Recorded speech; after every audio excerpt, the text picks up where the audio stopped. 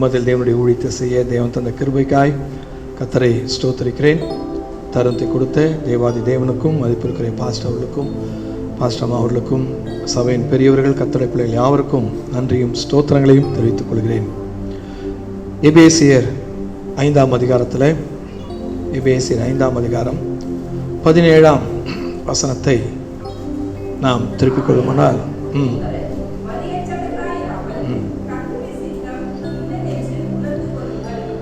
நீங்கள் மதியற்றவளாய் இராமல் கர்த்தருடைய சித்தம் இன்னதென்று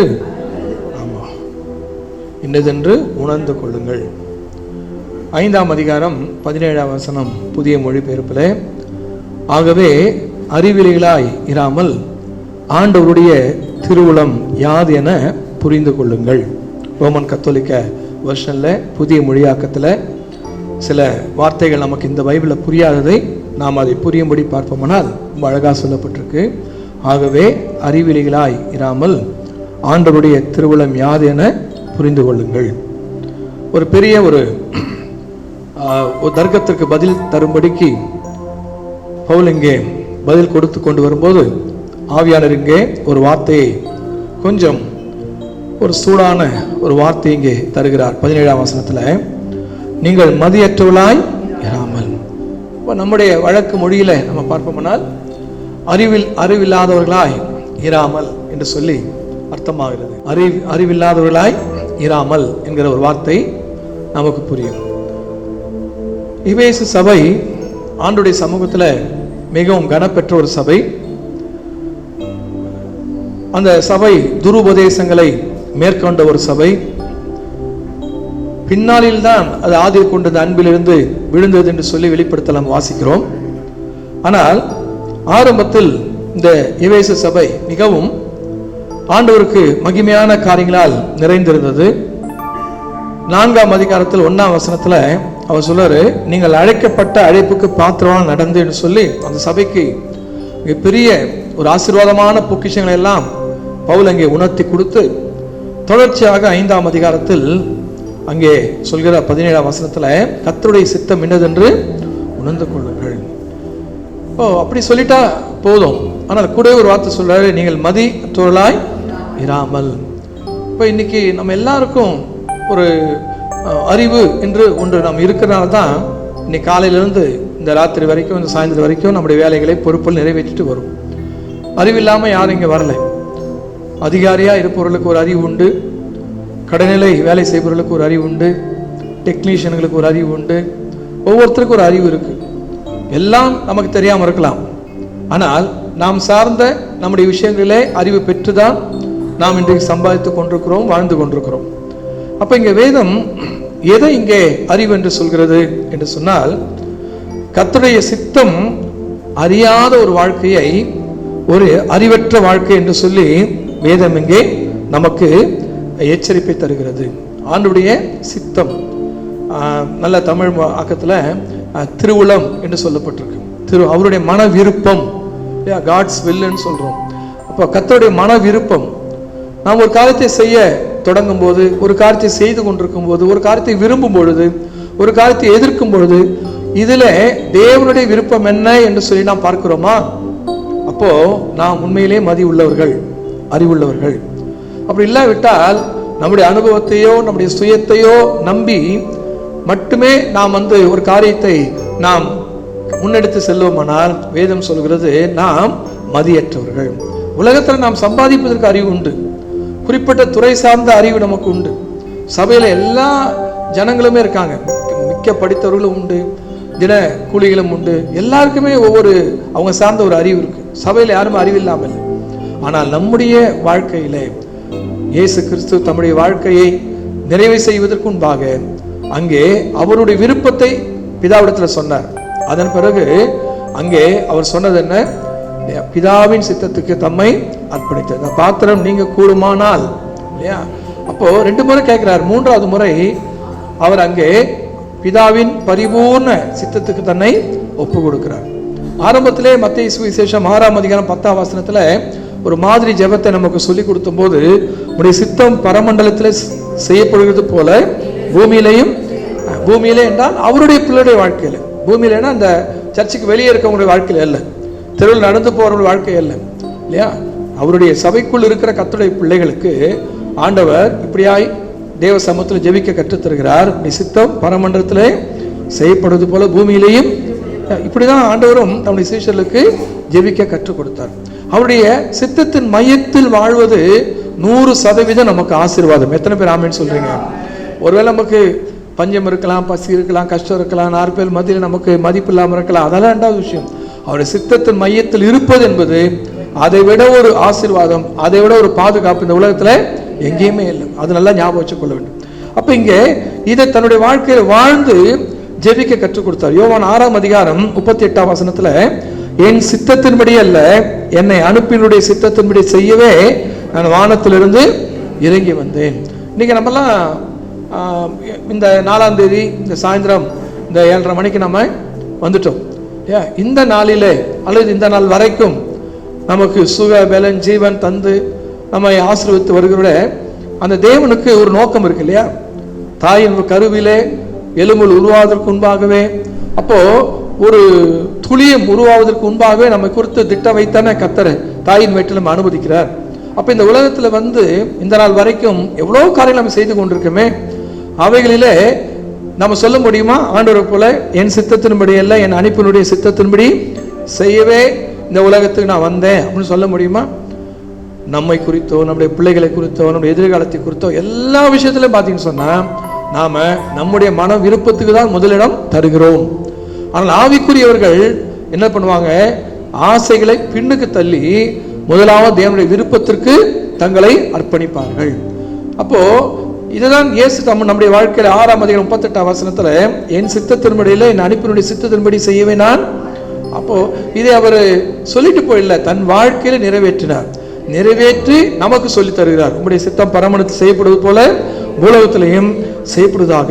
தேவனால் சந்திக்கப்படும் மனிதனுடைய வாழ்க்கையில் வரக்கூடிய முதல் கேள்வி அப்போஸ்தலர் 9ஆம் அதிகாரம் 6ஆம் வசனத்தில், ஆண்டவரே நான் என்ன செய்ய சித்தமா இருக்கிறேன். ஆண்டவரால் சந்திக்கப்படுவதற்கு முன்பாக என்னுடைய உங்களுடைய வாழ்க்கையில ஒவ்வொரு மனுஷனுடைய வாழ்க்கையிலையும் பலவிதமான ஆசைகள் இருக்கலாம். அது அவர்கள் பார்வையில் நியாயமா இருக்கலாம். ஆனால் பவுல் நமக்கு ஒரு சாட்சியாய் ஒரு மாதிரியாய் இருக்கிறார். தேவனால் சந்திக்கப்பட்ட உடனே அவர் வாயில வந்த முதல் வார்த்தை, ஆண்டவரே நான் என்ன செய்ய சித்தமா இருக்கிறேன். ஏங்க இதை செய்றீங்க? 4 பேர் என்ன சொல்லுவாங்க? அப்படிதான் பதில் வருது. ஏங்க அது 4 பேர் என்ன சொல்லுவாங்க? கடந்த நாள் போன மாசத்துல 3வது ஒரு சர்ச்சுக்கு போயிட்டேன். போயிட்டு பக்கத்துல எங்க வீட்டு பக்கத்துல ஒரு ஒரு ஒரு கடை இருக்கு. அந்த கடைக்கு போனா அங்க ஒரு வாலிப மக ஸ்தோத்திரையா, எந்த சர்ச்சுமா? ஐயா நேற்று எங்க சர்ச்சு தான் பிரசங்கம் பண்ணீங்க. சாரிம்மா.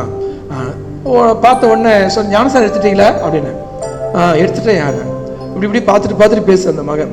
எடுத்துட்டேன் இது அப்படின்னு வாயில கூட கேட்கல அப்படின்னு சொன்ன உடனே சொல்லிட்டு நான் பாட்டு போன வேலையை முடிச்சுட்டு பில் பே பண்ணும்போது அவங்க கூப்பிடுறாங்க அந்த காசு வாங்குறதுக்கு. அப்போ அந்த மகளை பார்த்து வரமான்னு சொல்லிட்டு போயிட்டு வரேன்னு சொல்ல பார்த்தா பொட்டு இல்லை. அப்போ யோசிச்சு பாருங்க, ஒரே ஒரு வார்த்தை மட்டும் சொன்னேன், ஆண்டவருக்கு மட்டும் பயப்படுங்கம்மான்னு சொன்னேன். ஆண்டவருக்கு மட்டும் பயப்படுங்க. அது ஒரு முஸ்லீம் கடை. ஏன்னா ஏன் தெரியும் முஸ்லீம் ஒட்டு வைக்க சொல்ல போறது இல்லை. ஆனா இன்னைக்கு ஒவ்வொரு விஷயத்திலையும் பார்க்கும்போது ஒரு அறியாமையினால், சில நேரங்களே அறியாமையினால், சொல்லிக் கொடுக்க ஆள் இல்லாததினால், ஆனால் நன்கு அறிந்தும் நம்முடைய வாழ்க்கையில என் விருப்பம்தான், என் சொந்தக்காரன் தான், என் ஜாதி தான், நான் நினைக்கிறது தான், இதுதான் என்னுடைய வழக்கம், இதுதான் என்னுடைய இயக்கம், இதுதான் என்னுடைய வாழ்க்கையில் லட்சியம் சொன்ன சாரி, நாம் ஆண்டதால் இன்னும் சரியாய் சந்திக்கப்படவில்லை. ஏன்னா 9:6 தேவனால் தொடப்பட்டதை பவுல் நன்கு அறிந்தார், சவுலா இருக்கும் அறிந்தார். ஆகவேதான் அவர் சொல்றாரு, ஆண்டவரே நான் என்ன செய்ய. இப்ப இது வரைக்கும் சவுல் எப்படிப்பட்டார் இருந்தாரு? நம்மையோட வைராக்கியமா இருந்தார். இன்னைக்கு ஒரு தீவிரவாதியை விட அதிக தீவிரவாதியா இருந்தார். தேவனுக்காய் தொண்டு செய்வதை, கொலை செய்வதே தேவனுக்கு தொண்டு செய்வதை போல் நினைத்திருந்தார். ஏன்னா யூதர்களுக்கு வழக்கம், தேவனுடைய ஸ்தானத்தில் யாரை நினைத்தினாலும் அன்றைக்கு பழைய ஏற்பாட்டில் வேதாகமத்தின் அடிப்படையில் அவர்கள் கொல்லப்பட வேண்டும். அதை தான் அவர் செய்து கொண்டிருந்தார். அது அந்த வேலைக்கு தான் அவர் போயிட்டு இருக்காரு. ஆனா இப்போ இங்கே தேவனால் தொடப்பட்ட உடனே அவர் ஆண்டவர் பார்த்து கேட்கிற கேள்வி என்ன? ஆண்டவரே நான் என்ன செய்ய சித்தமா இருக்கிறேன். அந்த சித்தம் நல்ல தேவ சித்தத்திற்கு முதல் எதிரி என்னுடைய சித்தம். தேவ சித்தத்திற்கு முதல் எதிரி என்னுடைய சித்தம். அப்போ சவுல் என சொல்லப்பட்ட அவருடைய வாழ்க்கையில அவர் பவுலாவதற்கு முன்பாக இது ஒரு பெயர் மாற்றம் அல்ல இல்லையா, பெயர் மாற்றம் மட்டுமல்ல. அப்ப அவர் தன் தேவனால் தொடப்படுவதற்கு முன்பாக தன்னுடைய சித்தத்தை நிறைவேற்ற, அதுதான் தேவனுடைய சித்தம் நினைச்சிட்டார். மற்றவனோட யார் அதிகமாக கிறிஸ்தவனை துன்பப்படுத்துறது, இதை தான் அவர் அதிகமாய் விருப்பமாய் வாழ்ந்து கொண்டிருந்தார். ஆனால் தேவனால் சந்திக்கப்பட்ட பிறகு, அவருடைய சித்தத்தை அறிந்து கொண்ட பிறகு, சரித்திரம் சொல்கிறது, உலகத்தில் அன்றைக்கு இருந்த உலகத்தில் 33 நாடுகளுக்கும் 54 பட்டணங்களுக்கும் ஓடி போய் ஊழியம் செய்ய இந்த சவுலாகிய பவுலை கர்த்தர் பயன்படுத்தினார். ஆமென் சொல்லுங்க பார்க்கலாம். ஆண்டவரே, நான் என்ன செய்ய சித்தமா இருக்கேன்னு ஒரு வார்த்தை, அந்த அர்ப்பணிப்பு சுமார் 33 நாடுகளுக்கும் 54 பட்டணங்களுக்கும். அன்றைக்கு இன்னைக்கு போல ஃப்ளைட் இல்லை இல்லையா, இன்னைக்கு போல அன்னைக்கு இருந்த டெக்னாலஜி இல்லை, இன்னைக்கு இருக்கிற எத்தனையோ வசதிகள். ஆனாலும் இத்தனை நாடுகளுக்கும் இத்தனை பட்டணங்களுக்கும் போய் வேதாகமத்தில் 13 நிருபம், எபிரேய நிருபத்தை சேர்க்காம 13 நிருபம், அந்த 13 நிருபத்தில் பவுலுடைய நிருபத்தை, அந்த 13 நிருபத்தை எடுத்துட்டு போனா புதிய ஏற்பாட்டை விளங்கிக் கொள்ளவே முடியாது. அந்த அளவுக்கு புதிய ஏற்பாட்டின் ரகசியங்களை, தேவனுடைய மன விருப்பங்களை அவர் தன்னுடைய புத்தகங்களிலே, நூல்களிலே அவர் எழுதி வைத்திருக்கிறார். அவ்வளவு கர்த்தர் அவரை பயன்படுத்த வேண்டுமானால் எவ்வளவு அவர் தன்னை ஆண்டவர் கையில அர்ப்பணித்திருக்க வேண்டும். இன்னைக்கு நம்ம நினைக்கலாம், எனக்கு இவ்வளவு வயசாயிடுச்சு, அல்லது இந்த பொறுப்புகள் இருக்கிற, எனக்கு இந்த அறிவு இல்லை, அல்லது எனக்கு இந்த இல்லை, இதுக்கெல்லாம் யாராவது இருக்காங்க. இல்லை, நம்ம வாழ்க்கையில ஆண்டவர் கையில் நாம் எவ்வளவு அர்ப்பணிக்கிறோமோ அவ்வளவாய் தேவன் நம்ம நடத்துவதற்கு வல்லமையுள்ள தேவனாய் இருக்கிறார். அதை நம்ம மறந்து விடக்கூடாது. கேட்ட உடனே தேவ சித்தம் நிறைவேறிடுமா? அப்போஸ்தலர் நடவடிக்கைகள் 9ஆம் அதிகாரம் 6ஆம் வசனத்துல ஆண்டவரே நான் என்ன செய்ய சித்தமா இருக்கு கேட்ட உடனே ஆண்டவர் இன்னைக்கு சில எல்லாம் சாட்சி சொல்றாங்க பாருங்க, அப்படியே 7 ஆண்டவர் காமிச்சு கொடுத்தாரு, அப்படியே படமா ஓடிச்சு, ஆண்டவர் அப்படியே எனக்கு புரிஞ்சுக்கிட்டேன் அப்படிலாம் ஆண்டவர் சொல்லல. 9ஆம் அதிகாரம் 9ஆம் வசனத்துல பாத்தீங்கன்னு சொன்னா, 9ஆம் அதிகாரம் 9ஆம் வசனம், 9ஆம் அதிகாரம், அவன் 3 நாள் பார்வை இல்லாதவனாய் புசியாவனும். அப்போ உடனே வெளிப்படல. இப்ப ஆண்டவர் சமூகத்தில் அவர் காத்திருக்காரு. எதுக்கு? ஆண்டவரே நான் என்ன செய்ய சித்தாமா கேட்டுட்டு ஆண்டவர் காத்திருக்காரு. இப்போ ஆண்டவர் கிரியை செய்ய ஆரம்பிக்கிறார். ஆண்டவர் அங்கே ஒரு சீஷனுக்கு, ஒரு மூத்த சீஷனுக்கு உணர்த்தி இந்த சவுல் என்கிற நபரிடத்துல அனுப்பி படிப்படியாக ஆண்டவர் தம்முடைய சித்தத்தை அவர் வாழ்க்கையில வெளிப்படுத்துறார். ஆனா அந்த சீஷன் கடந்து போவதற்கு முன்பாக அவர் சொல்றார் இல்லையா, அனனியா அந்த சீஷன் கடந்து போறதுக்கு முன்பாக என்ன சொல்றாங்க 12ஆம் வசனத்துல, அதற்கு அனனியா, ஆண்டவரே இந்த மனுஷன் எருசலேமில் உம்முடைய பரிசுத்தவான்களுக்கு எத்தனையோ பொல்லாங்களை செய்தான் என்று அவனை குறித்து அனைவரால் கேள்விப்பட்டிருக்கிறேன். இங்கே உம்முடைய நாமத்தை தொழுது கொள்கிற யாவரையும் கட்டும்படி அவன் பிரதான ஆசாரியர்களால் அதிகாரம் பெற்றிருக்கிறானே. அப்போ கர்த்தர் சொல்ல, நீ போ, அவன் புறஜாதிகளுக்கும் ராஜாக்களுக்கும் இஸ்ரவேல் புத்திரருக்கும் என் நாமத்தை அறிவிக்கிறதுக்காக நான் தெரிந்து கொண்ட பாத்திரமா இருக்கிறான். அவன் என் நாமத்து நிமித்தம் எவ்வளாய் பாடுபட வேண்டும் என்பதை நான் அவனுக்கு காண்பிப்பேன். அப்போ அந்த சீஷன் பயந்தது உண்மைதான்.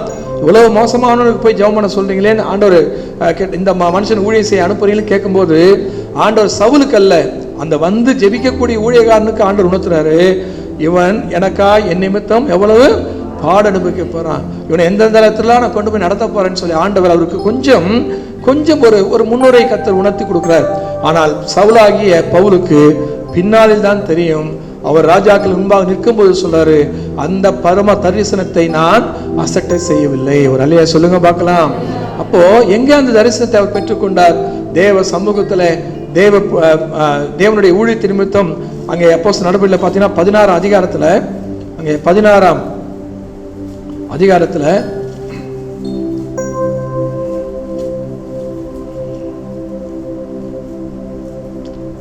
14ஆம் அதிகாரத்துல 14, பின்பு அந்தியோகியாவிலும் 14:19, பின்பு அந்தியோகியாவிலும் அப்போஸ்தலர் 14:19, அந்தியோகியாவிலும் இக்கோனியாவிலும் இருந்து சில யூதர்கள் வந்து ஜனங்களுக்கு போதனை செய்து பவுலை கல்லெறிந்து அவன் மரித்து போனான் என்று எண்ணி அவனை பட்டணத்துக்கு வெளியிலே இழுத்து கொண்டு போனார்கள். செத்து போயிட்டாரு அப்படின்னு நினைச்சு இழுத்துட்டு போனாங்களாம். இப்போ அந்த நேரத்தில் சீஷர்கள் சூழ்ந்து நிற்கும் போது கர்த்தர் ஜீவனை தருகிறார். பவுல் சொல்றாரு, ராஜாக்கள் முன்பா நிற்கும் போது அங்கே அந்த தரிசனத்தை எப்போது நான் பெற்றுக்கொண்டேன்? வேதாம அந்த பரிசுத்தவான்கள் சொல்றாங்க, அவர் மரித்து போனது போல இருக்கக்கூடிய சூழ்நிலையிலே அந்த பரம தரிசனத்தை பெற்றிருக்கலாம். அந்த தமஸ்கு வீதியில பெற்றுக்கொண்ட தரிசனத்துக்கு சமமாய் கர்த்தரால் அங்கே தொடப்பட்டிருக்கலாம். அப்போ யோசித்து பாருங்க, ஒரு சாதாரண மனிதன், ஒரு மத தீவிரவாத காட்சி கொடுத்தவன், சபைக்கு பயமுறுத்தலை ஏற்படுத்தி கொண்டவன் கர்த்தர் சந்தித்தார். இப்போ அவர் சொல்றார், ஆண்டவரே நான் என்ன செய்ய சித்தமா. நம்ம எந்த தொழில் ஆண்டவர் கொடுத்திருக்கிற எந்த வேலையை நாம் செய்து கொண்டிருந்தாலும் சரி, வேதம் சொல்கிறது நம்முடைய ஜெபத்தில் ஒரு முக்கிய ஜெபமா இருக்கணும். ஆண்டவரே நான் என்ன செய்ய சித்தமா இருக்கிறேன். நாளை காலையில ஞாயிற்றுக்கிழமை காலையில சிக்கன் பிரியாணி செய்யலாமா, மட்டன் பிரியாணி செய்யலாமா, ஆண்டவர் சித்தம் என்ன, அது முக்கியம் இல்லை. நீங்கள் அதுக்காக ஜெபம் பண்ணியே இருந்தீங்கன்னா சாயந்தரம் வந்துடும், அப்புறம் ஹைதராபாத்தில் ஆர்டர் பண்ணுறீங்க, அவ்வளோதான். ஏன் அதை சொல்லலை, முக்கியமான வாழ்க்கையில் முக்கியமான விஷயங்கள், சரிங்களா? ஆமாம், ஒரு படிப்பை தேர்ந்தெடுக்கும் போது, பிள்ளைகளுக்கு நல்ல எதிர்காலத்தை தேர்ந்தெடுக்கும் போது, ஊழியத்தின் அழைப்பை பெறும்போது, ஒரு பெரிய பெரிய திட்டங்கள் நம்ம வாழ்க்கையில் கத்த தருகிறார். அப்போ அந்த நேரத்தில் யாரோ சொல்லுகிற ஆலோசனை அல்ல, தேவன் இதை குறித்து என்ன சொல்கிறார், இல்லையா? நம்ம சின்ன சின்ன விஷயத்துல ரொம்ப யோசிப்போம், ஜெபம் பண்ற மாதிரி காமிச்சிப்போம். ஆனா பெரிய விஷயங்களை நாம நம்முடைய ஆசை இச்சைகளுக்காக நிறைவேற்ற பார்ப்போம். அதான் முக்கியம். ஒரு 50,000 ரூபாய் வேலை வருது, சனிக்கிழமை ஞாயிற்றுக்கிழமை உட்பட எல்லா நாளுமே வேலை இருக்கு, மாசத்துல ஒரு 4 நாள் லீவ் இருக்கு, என்னைக்கு வேணா எடுத்துக்கலாம். ஆனா சனிக்கிழமை ஞாயிற்றுக்கிழமை கண்டிப்பா வரணும்னா, ஒரு 30,000 ரூபாய் வேலை பார்க்குறவன் 50,000 ரூபாய் சம்பளத்தை மட்டும்தான் பார்ப்பான். ஞாயிற்றுக்கிழமை லீவு கிடைக்கலையேன்னு யோசிக்க மாட்டான், போய் சேர்ந்துருவான். ஆனா ஞாயிற்றுக்கிழமை முக்கியம், அது ஆண்டவருக்கு நாம் கொடுக்க வேண்டிய எத்தனையோ விஷயங்கள் இருக்குன்னு நினைக்க மாட்டான். அப்போ அது போல நேரத்தில் தான் ஜெபம் பண்ணணும். ஆனா 30,000 50,000 ஒரு முக்கால்வாசி அதிகமாகுது, இன்னொரு மடங்கு வருதுன்னு சொல்லி உடனே சேர்ந்துப்பாங்க. சேர்ந்துக்கிட்டு பாஸ்டிட்டு குறிப்பு கொடுப்பாங்க, ஐயா ஞாயிற்றுக்கிழமை எனக்கு லீவே கிடைக்கல, ஜெபம் பண்ணுங்கன்னா. அப்போ இவங்களே தான் போய் மாட்டிக்கொள்வாங்க. நான் சொல்றது ரொம்ப சாதாரணமான உதாரணம். நிறைய விஷயங்கள்ல தெரிந்தே வாழ்க்கை துணை தேர்ந்தெடுப்பது, தெரிந்தே அந்நிய ஐக்கியங்களில் ஈடுபடுவது, தெரிந்தே அந்நிய ஐக்கியங்களில் தொழில்களில் ஈடுபடுவது, தெரிந்தே தேவனுக்கு பிரியமில்லாத காரியங்களை தங்களை ஒப்பு கொடுத்து விட்டு ஒன்றும் ஒரு நீங்கள் சென்னையில் சில கல்லூரிகள், குறிப்பான பேர் சொல்ல விரும்பலை, ஏன்னா இங்கே யாராவது அந்த கல்லூரியில் படிச்சிங்கன்னா உங்களுக்கு மனசு கஷ்டமாக இருக்கும். சென்னையில் கூட பெரிய சென்னைக்கு சுற்றி இருக்கிற அந்த கல்லூரியில் ஒரு ஃபார்ம் ஒன்று கொடுக்குறாங்க, கேள்விப்பட்டிருப்பீங்க. இந்த கல்லூரியில் சேர்ந்து நீங்கள் கர்ப்பவதியானால், அந்த பெண் கர்ப்பம் தரித்தால் இதற்கு கல்லூரி நிர்வாகம் பொறுப்பல்லன்னு ஒரு ஃபார்ம் கொடுக்குறான். கவனிக்கிறீங்களா? இப்போ மற்ற காலேஜ்லேயே வந்துருச்சு, அதில் ஒரு நாம்ஸ் கொடுத்துட்டான், ஒரு பிரிவு கொடுத்துட்டான், இதில் சேர்ந்து உனக்கு எதாவது ஆச்சுன்னா எங்களை கேட்கக்கூடாதுன்னு சொல்லி. ஒரு சர்ச்சில் நான் கேள்விப்பட்டேன், நீங்கள் இப்படி சொல்லிட்டீங்க, நான் அன்னைக்கு ஓப்பனாக சொல்லிட்டேன், அது ஒரு இதில் பேசிட்டேன் அன்னைக்கு. அப்போது பாஸ்டர் சொல்கிறாரு, அந்த கல்லூரிக்காக 2 வருஷம் காத்திருந்தான் இந்த பொண்ணு போய் சேர்ந்ததுன்றது சொல்லிட்டு பாஸ்டர் சொல்கிறாரு, அப்படி ஒரு காலேஜ் தேவையா அப்படின்னு கேட்டேன். அப்பா சொல்கிறாரு, பொண்ணு விரும்புது, ஓகேன்ட்டு. அடிக்கடி நீங்கள் டிவி நியூஸில் பார்த்துருப்பீங்க, சென்னைக்கு பக்கத்தில் ஒரு கல்லூரியில் போதைப் பொருட்கள் அடிக்கடி ரெய்டு எடுக்கிறாங்கன்னு கேள்விப்பட்டிருப்பீங்க. ஏன் அந்த கல்லூரி மட்டும்? நிறைய தண்டவாளத்தில் நிறைய மரணங்கள், வாலிப பிள்ளைங்க, கல்லூரி பிள்ளைங்க சாகுறாங்களே, ஏன்னா வெளியே வருதா? அப்படியே வெளியே வந்தாலும் அந்த நியூஸை பெருசாக நம்ம எடுத்துக்கிறோமா? இல்லை. நமக்கு என்னன்னா, நமக்கு ஒரு பிராண்டு தேவை, நமக்கு இல்லையா? நமக்கு ஒன்று தேவை. நம்ம ஆண்டவர்த்தனோட முன்னேற போகிறதில்ல, நமக்கு ஒரு பிராண்டு தேவை. நம்ம எப்படியாவது நம்ம ஒருத்தரை நினச்சிட்டோம், அவனுக்கு மேலே போகணும் நம்ம. ஆனால் அவனுக்கு மேலே போகணும். துக்கத்தோடு சொல்கிறேன், தயவு செஞ்சு அதை இது பண்ணாதீங்க. மூலக்கடையில் நேற்று முந்தானால் பாலிமர் நியூஸ்லாம் வந்திருக்கும், மூத்த பாஸ்டருடைய பேரை முந்தானால் சூசைட் பண்ணிக்கிட்டான். கடையில் போயிட்டு ஒரு பொருள் வாங்கிட்டு வந்து அவனே தனக்கு தானே மாற்றிக்கலாம். பிடெக் படிச்சுட்டு இருக்கான், 3rd இயர் பண்ணிட்டு இருக்கான். வயிறு எரியுது கேட்கும்போது. யோசித்து பாருங்க, குடும்பமே ஊழியக்கார குடும்பம், மூத்த ஊழியர், அவருக்கே வயசு எவ்வளோ வயசாகுது, 90+. அவர் குடும்பமே பாஸ்டர்ஸ் பிள்ளைங்க, அந்த பேரன். அது பார்க்கும்போதே நமக்கு அவ்வளோ வைத்து வச்சுருக்காங்க, எவ்வளோ சண்டே கிளாஸ் பிள்ளைங்க, எவ்வளோ யூத் பிள்ளைங்க, அவங்க மூலமாக எத்தனை ஊழியக்காரங்க. நான் சொந்த குடும்பத்தில் தன்னுடைய மகளில் ஒருத்தருடைய மகன் இறக்குறான்னு சொல்லும்போது அது தாங்கக்கூடிய விஷயமே கிடையாது. இன்றைக்கு மிக கொடுமையான காலத்தில் வாழ்ந்து கொண்டிருக்கிறோம். பிள்ளைகளுக்கு பிரியமில்லையா இல்லை, தேவனுக்கு சித்தமா அதை நம்ம கேட்கறதே கிடையாது.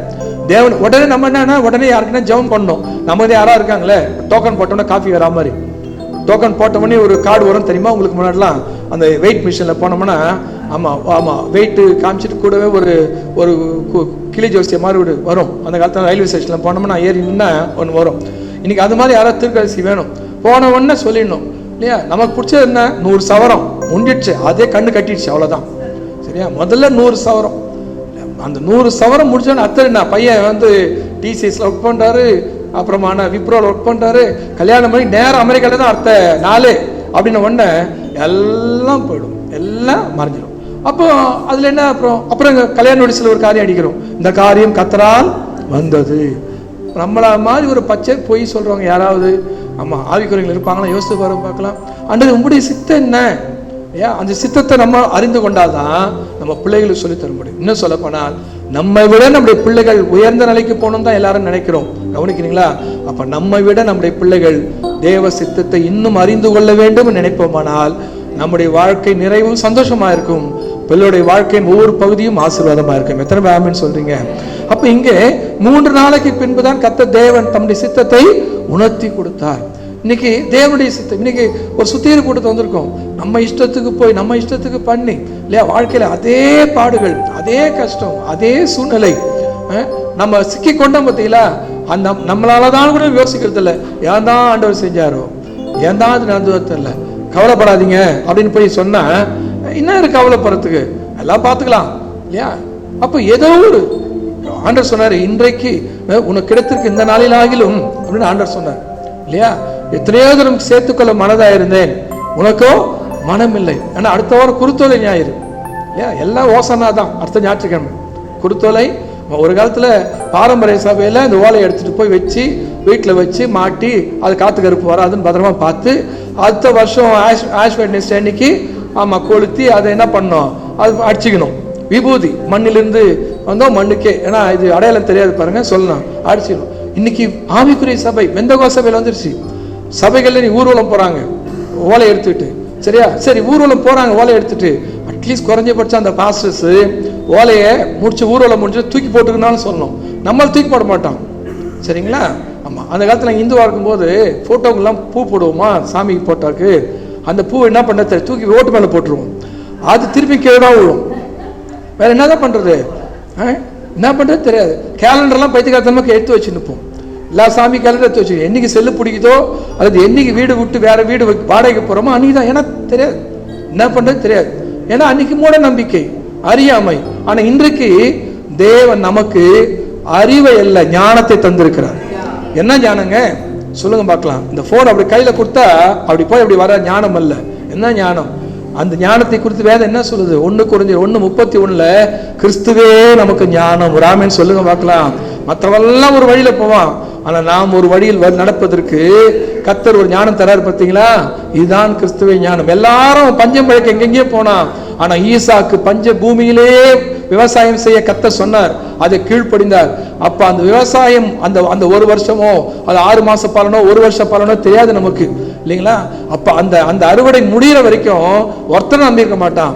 ஆனா அந்த அறுவடை முடிஞ்ச பிறகுதான் தெரியுது, அந்த வருஷத்தில் 100 மடங்கு பலனை ஈசாக்கு கர்த்தர் தந்த பிறகுதான் தெரியுது, அடட இவன் புத்தி சரியில்லாதவன்ல, இவன் தான் புத்திசாலி. அப்போ தேவ சித்தத்தின் மையத்துக்குள் நாம் இருக்கும் போது எல்லாருக்கும் நம்ம புத்திசாலியா இருக்க மாட்டோம், எல்லாருக்கும் நம்ம ஞானியா இருக்க மாட்டோம். ஆனால் ஒவ்வொரு காலகட்டத்தில் நம்மை தப்புவித்து ஆசீர்வதித்து நம்மை மேன்மைப்படுத்தி உயர்த்தி நம்முடைய வாழ்க்கையின் ஒவ்வொரு காலகட்டத்திலேயும் அவருக்கு சித்தமானதின் வழியிலே நம்மை மேன்மைப்படுத்துறாரு. பார்த்தீங்களா? அப்போ தெரியும். மற்றவங்க சொல்லுவாங்க, பேசிப்பாங்க, உங்க கர்த்தர் உங்களை நல்லா வச்சிருக்காரு, நல்ல வேலை நீங்க தப்பிச்சிட்டீங்க சொல்லுவாங்க, நல்ல வேலை நீங்க தப்பிச்சிட்டீங்க. உங்களுக்கு என்ன சொல்லியிருக்கேன்னு தெரியல. ஒரு சகோதரன் வயல்கால படிச்சாரு, ஒரு 2 லட்சம் ரூபாய் என்னமோ எடுத்துட்டு போய் ஒரு அட்வான்ஸ் கொடுத்தாரு, எங்கேயாவது ஃபாரின்ல வேலைக்கு போறதுக்காக, ரஷ்யா வேலைக்கு போறதுக்காக. அந்த வாங்குற நபர் என்ன பண்ணாருன்னா, நீ வச்சுக்கோ, நான் மறுபடியும் நான் போகும்போது சொல்றேன். கிட்டத்தட்ட ஒரு 100 பேருக்கு மேல வாங்கிட்டு இருப்பான் அந்த ஆள். இவர் வாலிப வயசுல ரஷ்யாவில் வேலைக்கு போயிட்டு வரும்போது, ஆண்டவர் பிள்ளையா குடும்ப கஷ்டத்துக்காக போயிட்டு வரும்போது கடைசியா ஜெபம் பண்ணிட்டு வந்தார், ஆண்டவரே இனிமேல் இந்த பாவ பூமிக்கு என்ன தயவு செஞ்சு கொண்டு வராதிங்கப்பா, இந்த பூமிக்கு நான் இனிமேல் வரக்கூடாதுன்னு சொல்லி ஜெபம் பண்ணிட்டு வந்தார். அதன் பிறகு வந்தாரு, தங்கச்சி கல்யாணம் பண்ணாரு, வீடு கட்டினாரு, அப்புறம் குழந்தைங்க பிறந்தாங்க. அதுக்கப்புறமா இவருக்கும் கல்யாணம் குழந்தை பிறந்தது, கடன் ஆச்சு, கொஞ்சம் இங்கேயே வேலை செஞ்சுட்டு இருக்காரு. ஆனா மறுபடியும் ரஷ்யா போகணும். இவர் என்ன ஜெபம் பண்ணிட்டு வந்தாரு, ரஷ்யா கூப்பிட்டு வராதிங்க. மறுபடியும் ரஷ்யாவுக்கு போகணும், மறுபடியும் ஒரு ஆஃபர் வந்திருக்கு இல்லையா? இப்போ இங்கேயே நல்ல ஒரு மேன்மையை கர்த்தர் வச்சிருக்காரு. மறுபடியும் என்ன பண்றாரு, கொஞ்சம் அங்க போனா கொஞ்சம் காசு கிடைக்கும், அது இயற்கை மனிதனுக்கு இல்லையா? இப்போ ஒருத்தனை பார்த்து கொடுக்க போறாரு, 1 வாட்டி போறாரு, 2 வாட்டி போறாரு. அவன் 2 வாட்டியும் என்ன சொல்லிட்டான்னா, நான் போகும்போது சொல்றேன் ஃபுல் அமௌண்ட்டை கொடு வச்சுக்கோ அப்படின்னு கொடுத்துறான். கடைசியில ஒரு வாரம் 10 நாளைக்கு பிறகு அவர் சொல்றாரு, எனக்கு ஃபோன் பண்ணி, அவன் கிட்டத்தட்ட 100க்கு மேற்பட்டவர்கிட்ட பணம் வாங்கிட்டு போயிட்டான்.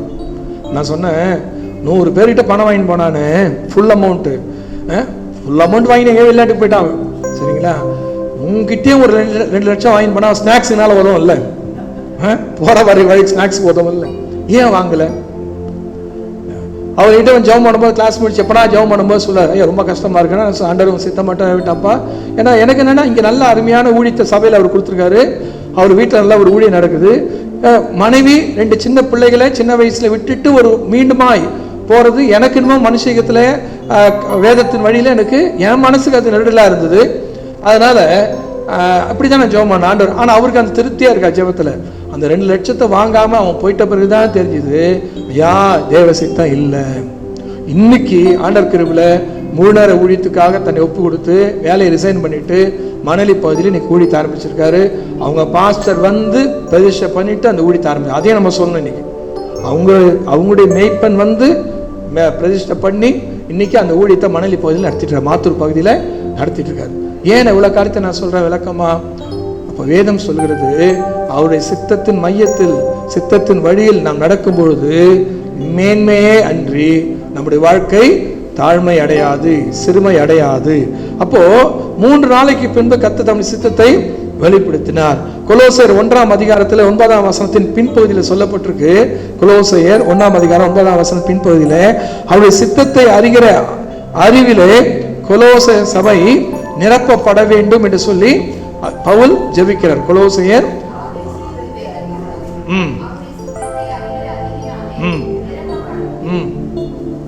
அப்போ சொல்ல பாருங்க, இது நிமித்தம் நாங்கள் அதை கேட்ட நாள் முதல் உங்களுக்காக இடைவிடாமல் ஜெபம் பண்ணுகிறோம். நீங்க எல்லா ஞானத்தோடும் ஆவிக்குரிய விவேகத்தோடும் அவருடைய சித்தத்தை அறிகிற அறிவினாலே. அப்போ அவர் ஜெபிக்கிறதுக்கு அந்த ஒரு குறிப்பில் ஒரு வார்த்தை என்ன சொல்றாங்க, அவருடைய சித்தத்தை அறிகிற அறிவினால் நிரப்பப்பட வேண்டும். எத்தனை பேர் ஆமென் சொல்றீங்க? இப்போ தினம் கேட்கணும்.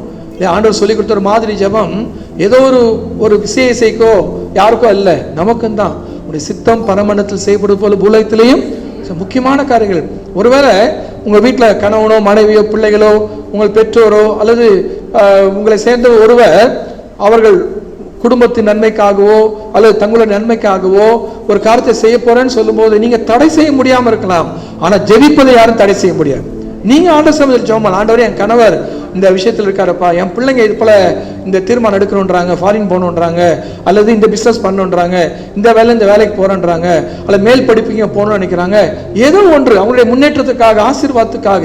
அப்ப யோசிப்பார். அதுக்கு அப்போ அவங்க முயற்சி பண்ணி கொண்டிருப்பார்கள். நாம் என்ன பண்ணலாம்? ஜெபிக்கலாமே. ஒருவேளை நேரடியா நீங்க சொல்லி அது ஒருவேளை நீங்க நேரா சொல்லும் போது அது தவறா கூட இருக்கலாம், அது தேவ சித்தமா இருக்கலாம், அவங்க போறது அவங்க முயற்சியில் தேவ சித்தமா இருக்கலாம், நமக்கு தெரியாது. அப்ப நாம ஜெபம் என்பது தேவ சித்தத்தின் மையத்தில் நம்மை கொண்டு போய் இறக்கி விடுகிற ஒரு வாகனம் தான். எத்தனை பேர் ஆமென் சொல்றீங்க? நம்ம ஜெபிக்கணும். அப்ப ஜெபிக்கும் போது அப்ப நம்ம நேரடியா ஆமா நீங்க அன்னைக்கே சொன்னமா கரெக்ட் தான், ஆனா சித்தத்தை ஒப்பு கொடுக்குறேன் சொல்லலாம். அல்லது நாமே சில நேரத்துல நீங்க பண்றது கரெக்ட் தாங்க, இது தேவ சித்தம் இருக்கு, நம்மளே இறங்கி வரலாம். இந்த வழிமுறைகள் தெரியாதனால்தான் குடும்பத்துல நமக்கு என்ன ஆகுது? பிரச்சனை வந்துட்டு. ஞாபகம் வச்சுக்கணும். எடுத்தவனே கணவன் சொல்றாரு வேணான்னு, எடுத்தவனே மனைவி வேணான்னுவாங்க. அப்போ இதனாலதான் வீட்டுல பிரச்சனை வரும். அப்ப வேதம் சொல்கிறது அப்படி சித்தத்தை அறிகிற அறிவினாலே நாம் நிரப்பப்பட வேண்டும். எபேசியர் 5:17 மீண்டும் நான் சொல்கிறேன், நம்ம என்னதான் திரைமலர்களா இருந்தாலும் கர்த்தருடைய சித்தம் இன்னதென்ற அறிவுதான் ஒரு அறிவுள்ள வாழ்க்கைக்கு ஒரு அடையாளம். அதுதான் வேதம் சொல்லுகிறது. நீங்கள் மதியற்றவராய் இராமல் கர்த்தருடைய சித்தம் இன்னதென்று அறிந்து கொள்ளுங்கள். அப்ப இங்கே 1 தெசலோனிக்கேயர் புத்தகத்தில் 4ஆம் அதிகாரத்துல 3ஆம் வசனத்தை நாம் திருப்பிக் கொள்ளுமானால் எது கர்த்தருடைய சித்தம் என்று சொல்லி வேதம் சொல்கிறது. அநேக விஷயங்கள் இருந்தாலும் நமக்கு இன்னைக்கு நாளைக்கு நமக்கு தேவைப்படுற அளவுக்கு நாம் பார்ப்போம். 1 தெசலோனிக்கேயர் அங்கே 4ஆம் அதிகாரம் 3ஆம் வசனம், நீங்கள் பரிசுத்தம் உள்ளவர்களாக வேண்டும் என்பதே. அப்ப நாம் பரிசுத்தம் உள்ளவர்களாக வேண்டும் என்பதே தேவனுடைய சித்தமா இருக்கிறது. 3ஆம் வசனம் சொல்லுது இல்லையா? அப்ப சொல்லிட்டு அடுத்த வாக்கியம் அங்க சொல்லப்பட்ட அந்தபடி அப்ப இந்த பரிசுத்தம் உள்ள வாழ்க்கைக்கு எதிரையா இருக்கக்கூடிய ஒன்றை குறித்து அங்கே பவுல் சொல்றார். அந்தபடி நீங்கள் வேசி மார்க்கத்துக்கு விலகி இருந்து தேவனை அறியாத அஞ்ஞானிகளைப் போல மோக இச்சைக்கு உட்படாமல் உங்களில் அவனவன் தன் சரீர பாண்டத்தை பரிசுத்தமாயும் கனமாயும் ஆண்டு கொள்ளும்படி அறிந்து இந்த விஷயத்தில் ஒருவனும் மீறாமலும் தன் சகோதரனை வஞ்சியாமலும் இருக்க வேண்டும். முன்னமே நாங்கள் உங்களுக்கு சொல்லி சாட்சியாக எச்சரித்தபடியே இப்படிப்பட்ட விஷயம் எல்லாவற்றையும் குறித்து கர்த்தர் நீதியை சரி கட்டுற தேவனா இருக்கிறார். தேவன் நம்மை அசுத்தத்திற்கல்ல பசுத்துக்கே அழைத்திருக்கிறார். தொடர்ச்சியா எழுதி கொண்டு வருகிறார். அப்ப கவனிக்கிறீங்களா? இன்னைக்கு நம்ம எந்த கலாச்சாரத்தில் இருக்கிறோமோ மூடி இருக்குது. நம்ம சென்னையில் உங்களுக்கே தெரியும், மூடி வச்சிருக்காங்க, அவ்வளவுதான். எல்லாமே ஓப்பனா இருக்கு, எல்லாமே வெளியேறமா இருக்கு. ஒரு ஆணும் பெண்ணும் ஒரு ஹோட்டல்ல இருந்தா அவங்களை கேஸ் போட முடியாது, அவங்கள கேட்க கூடாது. ஒரு பையனும் பொண்ணும் ரோட்ல நின்று பேசிட்டு இருந்தா அவங்களுக்கு போலீஸ் பாதுகாப்பு கொடுக்கணும். அவங்கள யாரும் போகணும்னு சொல்லக்கூடாது, வீட்டுக்கு போகணும்னு சொல்லக்கூடாது. கவனிக்கிறீங்களா? ஆமா, ஆணு பெண்ணு இன்னைக்கு எல்லாமே எல்லாம் உள்ள வந்துடுச்சு. கிட்டத்தட்ட 30 வருஷத்துக்கு முன்னாடி ஒரு ஆர்டிகல் படித்தேன். ரட்சிக்கப்பட்ட புதுசுல நான் 89 ஞானஸ்நானம் எடுத்தேன். அது தொடர்ந்து வந்த காலத்துல இங்கிலாந்து தேசத்துல ஆணுக்கும் ஆணும் கையை பிடிச்சு கொடுக்குறாங்க. சர்ச்சில், புரொட்டஸ்டன்ட் சர்ச்சில், ஆர்சி சர்ச்சில் நடக்கல, அது ஆரம்பத்தில் புரொட்டஸ்டன்ட் சர்ச்சில் நடக்குது, ஆங்கிலிக்கன் சர்ச்சில் நடக்குது. ஆணுக்கு ஆணு கையை பிடிச்சி கொடுக்குறாங்க, பெண்ணுக்கு பெண்ணு கையை பிடிச்சி கொடுக்குறாங்க. இன்னைக்கு ட்ரம்ப் 2 இனம் தான், ஒன்று ஆணு ஒன்று பெண்ணு தான், மீதி எதுவும் கிடையாதுன்னு சொன்னோன்னே அப்படியே போராட்டம் குதிக்கிறாங்க. இதுக்கு முன்னாடி ஆண்டவர் வாரி வழங்கினார் சலுகை. என்ன, யாராவது ஒருத்தர்னாலும் ஒரு ஒழுங்கையோ ஒழுக்கத்தையோ இல்லையா? நீங்க அங்க எடுத்து பாருங்க. நம்ம சென்னை வரைக்கும் பார்த்தீங்கன்னா எல்லாம் தலைவிரிச்சு ஆடுது, அவ்வளவுதான். ஆனா நம்ம சும்மா நம்ம மூடி வைக்கிறோம். இந்த பண்பாடு அந்த பண்பாடு, அந்த நாகரிகம் இந்த நாகரிகம், அதெல்லாம் ஒன்றும் கிடையாது. எல்லாம் சர்வசாதாரண. பெற்றோர்களை விட நீ படிக்கிற பிள்ளைகளுக்கு அருமையா தெரியும். சரிங்களா? மும்பையில போன வாரத்துல ஸ்கூல் படிக்கிற பிள்ளை டாய்லெட்ல போய் குழந்தை தூக்கி போட்டு அது பாட்டு கிளாஸ் போயிருக்கு. ஒண்டிடுச்சுங்களா? அரக்கோணத்தில் நடந்தது, பெரம்பூர்ல நடந்தது, எல்லாம் நடந்துட்டு சர்வசாதாரண. நான் ஒரு ஆண், எனக்கு தெரியாது இந்த விஷயம், அது ஒரு பெண் சம்பந்தப்பட்ட விஷயம். ஆனாலும் நான் கற்பனையும் செய்ய முடியல இந்த விஷயத்தை குறித்து. நாங்கள் எல்லாரும் ஆண்கள், இந்த விஷயம் நான் யோசிக்க கூட முடியல. இந்த விஷயத்துக்கு எப்படி இதெல்லாம் நடக்குது? எப்படி 10 மணிக்கு மேல டி நகர் பக்கம் போனவங்களுக்கு தெரியும் இல்லையா? நீங்க உங்களுக்கு வேலைகளுக்காக போயிட்டு வந்தீங்கன்னா 10 மணி 10 ஆயிடுச்சுன்னு தெருவெல்லாம் பார்த்தீங்கன்னா ஆமா கொண்டாட்டமா இருக்கு. லயோலா காலேஜ் சுத்தி பார்த்தீங்கன்னா எக்கச்சக்கமான விஷயங்கள் நடக்குது. என்ன ஏன் இதெல்லாம் நான் சொல்றேன்? நம்மலாம் எங்கேயோ பரலோகத்து பக்கத்து வீட்டிலலாம் இல்லை, இதே பாவ உண்மைதான் இருக்கிறோம். ஞாபகத்தில் வச்சுக்கணும்.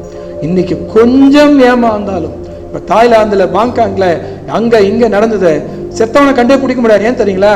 நம்ம ஊர்ல இருக்க பெரிய மனுஷங்க சர்வசாதாரணமா அப்படி பேகை தூக்கி ஒரு பேகை மாட்டிட்டு அப்படி போயிட்டு வர இடம் தான் அதெல்லாம். நாங்கள் ஜாஷுவா சொல்றது புரியல, சும்மா போயிட்டு வர இடம், யாருக்கும் தெரியாது. இங்க உத்தமனவன், இங்க பயங்கரமான ஸ்ட்ரிக்டான ஒரு அப்பாவா இருப்பான், பெரிய ஆளா இருப்பான்.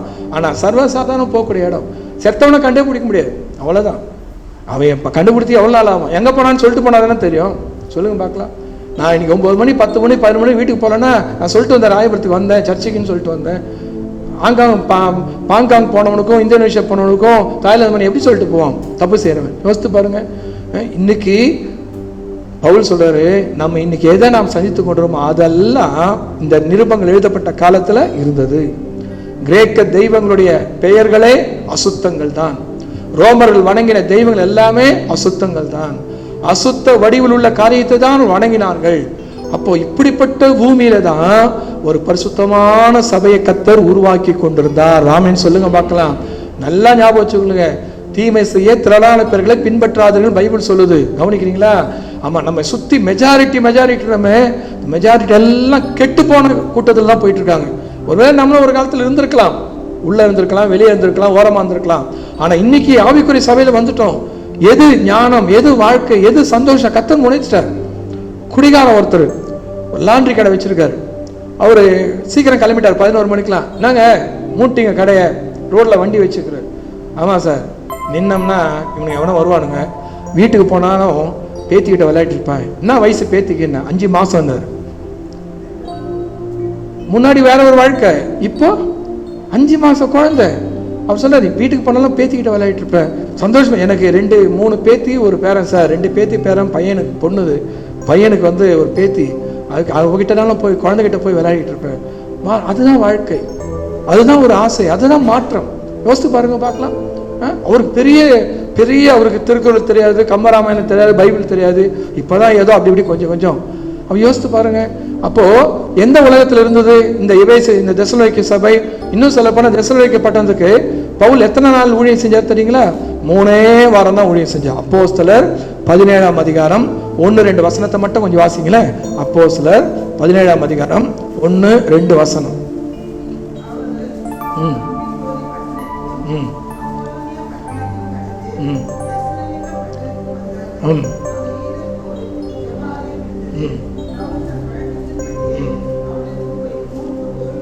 மூன்று ஓய்வு நாட்கள்னா எத்தனை நாளுங்க?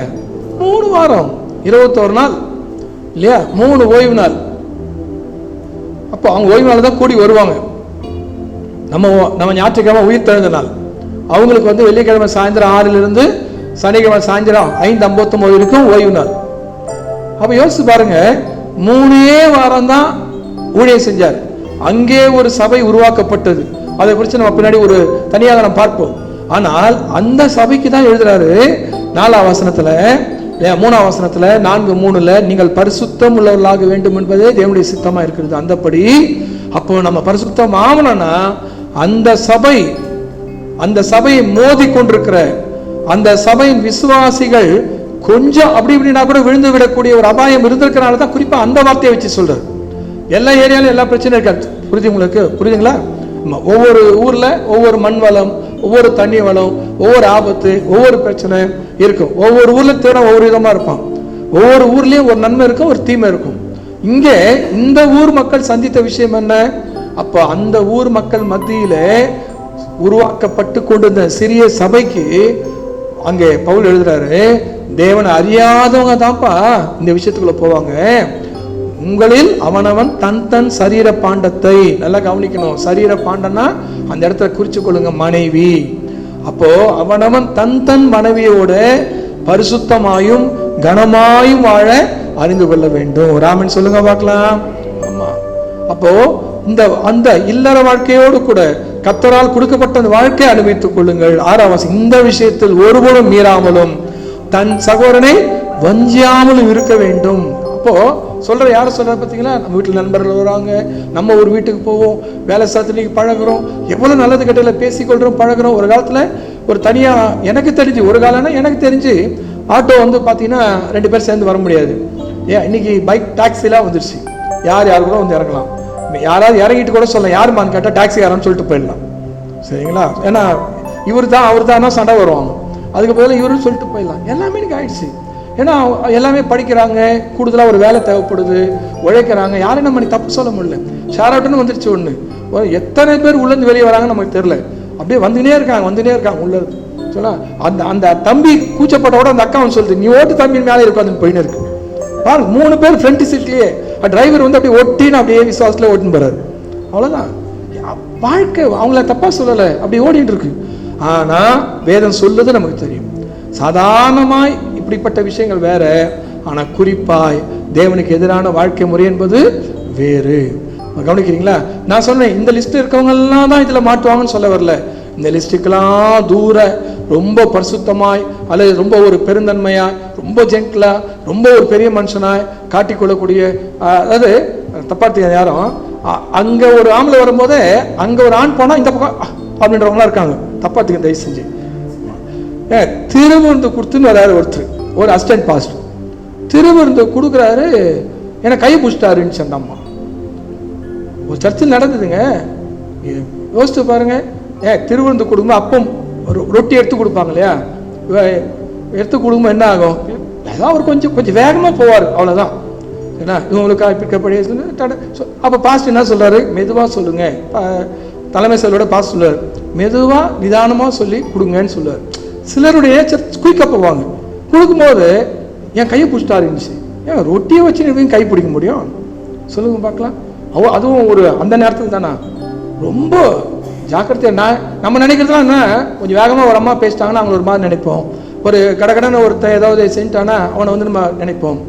உலகத்தில் ஒரு பழமை சொல்லுவோம், எந்த புத்துல எந்த அப்பா தெரியாது, ஆனா நம்மை உண்டாக்கின ஆண்டவருக்கு தெரியும். ஏன்னு சொன்னால் நம்முடைய இருதயத்தின் எல்லா நினைவுகளையும் அறிந்தவர் அவர் மட்டும்தான் இல்லையா? நம்முடைய இருதயமே எல்லாவற்றை பார்க்கலும் ஆமா திருக்குள்ளதும் கேடு. இது அறியத்தக்கவன் யார் என்று அதே வேதம் சொல்லுது. யார்தான் அறிகிறவரா? கர்த்தர் மட்டும்தான் அதை அறிகிறவர். அப்போ நம்ம ஜாக்கிரதையா இருக்க வேண்டும். எத்தனை நிகழ்ச்சிகள் நீ கேட்கறோம் பார்த்தீங்களா? நேற்றுக்கு ஒரு ரோமன் கத்தோலிக்க ஃபாதர் ஒருத்தர் ஃபாதரியான்னு போட்டிருக்கு, aided school, government aided school, மாணவர்கிட்ட தவறு செய்தான்னு சொல்ல நேற்று அரெஸ்ட் பண்ணியிருக்காங்க. போக்சோல அரெஸ்ட் பண்ணியிருக்காங்க. நேற்று நியூஸ், நேற்று திருச்சியில். யோசிச்சு பாருங்க, வயது வித்தியாசம் இல்லாமல், சம்பந்தம் இல்லாமல், எங்கேருந்து வருது எல்லாம் இங்கே. இங்க வந்துட்ட பிறகு, இந்த இடத்துக்கு வந்துட்ட பிறகு நம்ம இங்க வந்துட்டோம். எங்க வந்திருக்கோம் தெரியுங்களா? எபேசியர் 2ஆம் அதிகாரத்தை கொஞ்சம் திருப்பிங்களா, ஒரே ஒரு வார்த்தை. எபேசியர் 2ஆம் அதிகாரம் 1ஆம் வசனம். உங்க பைபிள் எல்லாருமே எடுத்து பாருங்களா, 264ஆம் பக்கம். இல்ல கொஞ்சம் எடுத்துட்டோம். 2:1. அக்கிரமத்தினாலும் பாவத்தினாலும் மரித்தோரா இருந்த உங்களை. அப்போ நம்ம ஒரு காலத்துல என்ன இருந்தோம்? அப்ப வெளியே இந்த கேட்டுக்கு தாண்டி, இந்த கதவுக்கு வெளியே இல்லையா, நம்ம செருப்பெல்லாம் கைட்டு விட்டு வந்திருக்கோம். அந்த இடத்துல நம்ம அங்க இருக்கிற வரைக்கும் நம்ம எப்படி இருந்தோம்? மரித்து இருந்தோம். நம்ம ரோமன் கேத்தலிக்ல இருந்தலாம், இந்துல இருந்திருக்கலாம், அது நாத்திகனா இருந்திருக்கலாம், முஸ்லீமா இருந்திருக்கலாம். மொத்தத்துல இயேசுவை அறியாத ஒரு வாழ்க்கை, செத்து போன ஒரு வாழ்க்கை. நீ நம்ம ட்ரீட்மெண்ட் பார்க்குற டாக்டர்ல இருந்து, நமக்கு பாடம் சொல்லிக்கிற ஆசிரியர்ல இருந்து, பெரிய பெரிய ஞானிகளாக உலகத்துல நம்ம இன்னைக்கு அந்த பயன்படுத்துறதுக்கு அநேக காரியங்களை கண்டுபிடிச்சு கொடுக்குற எத்தனை பேர்கள் உள்ளான மனிதன் செத்தவங்க தான். கவனிக்கிறீங்களா? அப்ப அப்படிதான் நம்மள இருந்தோம். அக்கிரமனாலும் பாவனாலும் மரித்தருளா இருந்த உங்களை உயிர்ப்பித்தார் இல்லைங்களா? அப்போ 5ஆம் வசனத்துல அக்கிரமல் மரித்தருளா நம்மை கிறிஸ்துவனுக்கு கூட உயிர்ப்பித்தார் சொல்லிட்டு 7ஆம் வசனம் என்ன சொல்லப்படுது? கிறிஸ்து இயேசுக்கு நம்மை அவரோட கூட எழுப்பி உன்னதங்களிலே அவரோட கூட உட்காரவும் செய்தார். அப்ப நம்ம செத்து இருந்தோம், நம்ம எழுப்பினார், உயிர்ப்பித்தார். அது மட்டுமல்ல, உன்னதங்களிலே உட்கார வைத்திருக்கிறார். அப்ப உன்னதம் என்று சொல்லும் போது ஒரு உயர்வான பரலோகம் சம்பந்தப்பட்ட இடம் மட்டுமல்ல, ஆதிக்கம் மாறுகிறது. 2ஆம் அதிகாரத்துல 2ஆம் வசனத்துல எபேசியர் 2:2 அவைகளை நீங்கள் முற்காலத்திலே இவ்வுலக வழக்கத்திற்கு ஏற்றபடியாகவும் கீழ்ப்படியாமின் பிள்ளைகளிடத்தில் இப்போது கிரியை செய்கிற ஆகாயத்து அதிகார பிரபுவாகி ஆவிக்கேற்றபடியாகவும், ஒன்னு பரிசுத்தாவி அல்லது தேவாவி, இன்னொன்னு இந்த ஆவி. இந்த 2 ஆவிக்கு நடுவில் ஒரு ஆவி கிடையாது. அப்போ இதுக்கு வெளியே, இந்த கதவுக்கு வெளியே இந்த ஆவியில் ஆட்கொள்ளப்பட்டிருந்தோம். நம்ம நினைக்கிறோம் தலை விரிச்சு போட்டு நாக்கெல்லாம் வெளியே தள்ளி ஆனாதான் அசுத்தாவி. ஒவ்வொரு மனிதனும் இந்த ஆவியில் ஆட்கொள்ளப்பட்டுதான் வாழ்ந்தோம். எப்போ? பாவத்தில் மரித்திருக்கும் பொழுது. ஆனா இப்போ இந்த ஆவியிலிருந்து, இந்த பழக்க வழக்கத்திலிருந்து தேவன் நம்மை விடுவித்து எதன் ஆளுகள் கொண்டு வந்துட்டாரு? 2:7 உன்னதங்களிலே அவரோடு கூட உட்கார செய்தார். இப்ப இயேசு நம்மோடு சபையில, ராயபுரம் சபையில நாம ஒரு தரை தளத்துல உட்கார்ந்துட்டு இருக்கிறோம். பைபிள் சொல்லல, உன்னதங்களிலே அவரோடு உட்கார வைத்திருக்கிறார். ஞாயிற்றுக்கிழமை பாருங்க எவ்வளவு பேர் வர போறாங்க இல்லையா? அத்தனை பேரும் இங்க வருவதனால் அங்க போல, அங்கே அவர் உட்கார வைத்ததனால்தான் இங்கே நாம் வந்திருக்கிறோம். ராமன் சொல்லுங்க பார்க்கலாம். நீங்க நிறைய நேரத்துல பாத்தீங்கன்னா இந்த இடம் ரொம்ப மட்டமா இருக்கு. விதவிதமான கிராபிக்ஸ் வேலை, புகை வர்ற வேலை, எத்தனையோ. நேற்று போன போன வார சர்வீஸ்ல ஒரு சர்வீஸ் சென்னையில் பின்னாடி பார்த்தா லைட் செட்டிங் அவ்வளோ பயங்கரமாக இருக்கு. ஆமாம், முடிச்ச உடனே காமிச்சு போகிறேன்.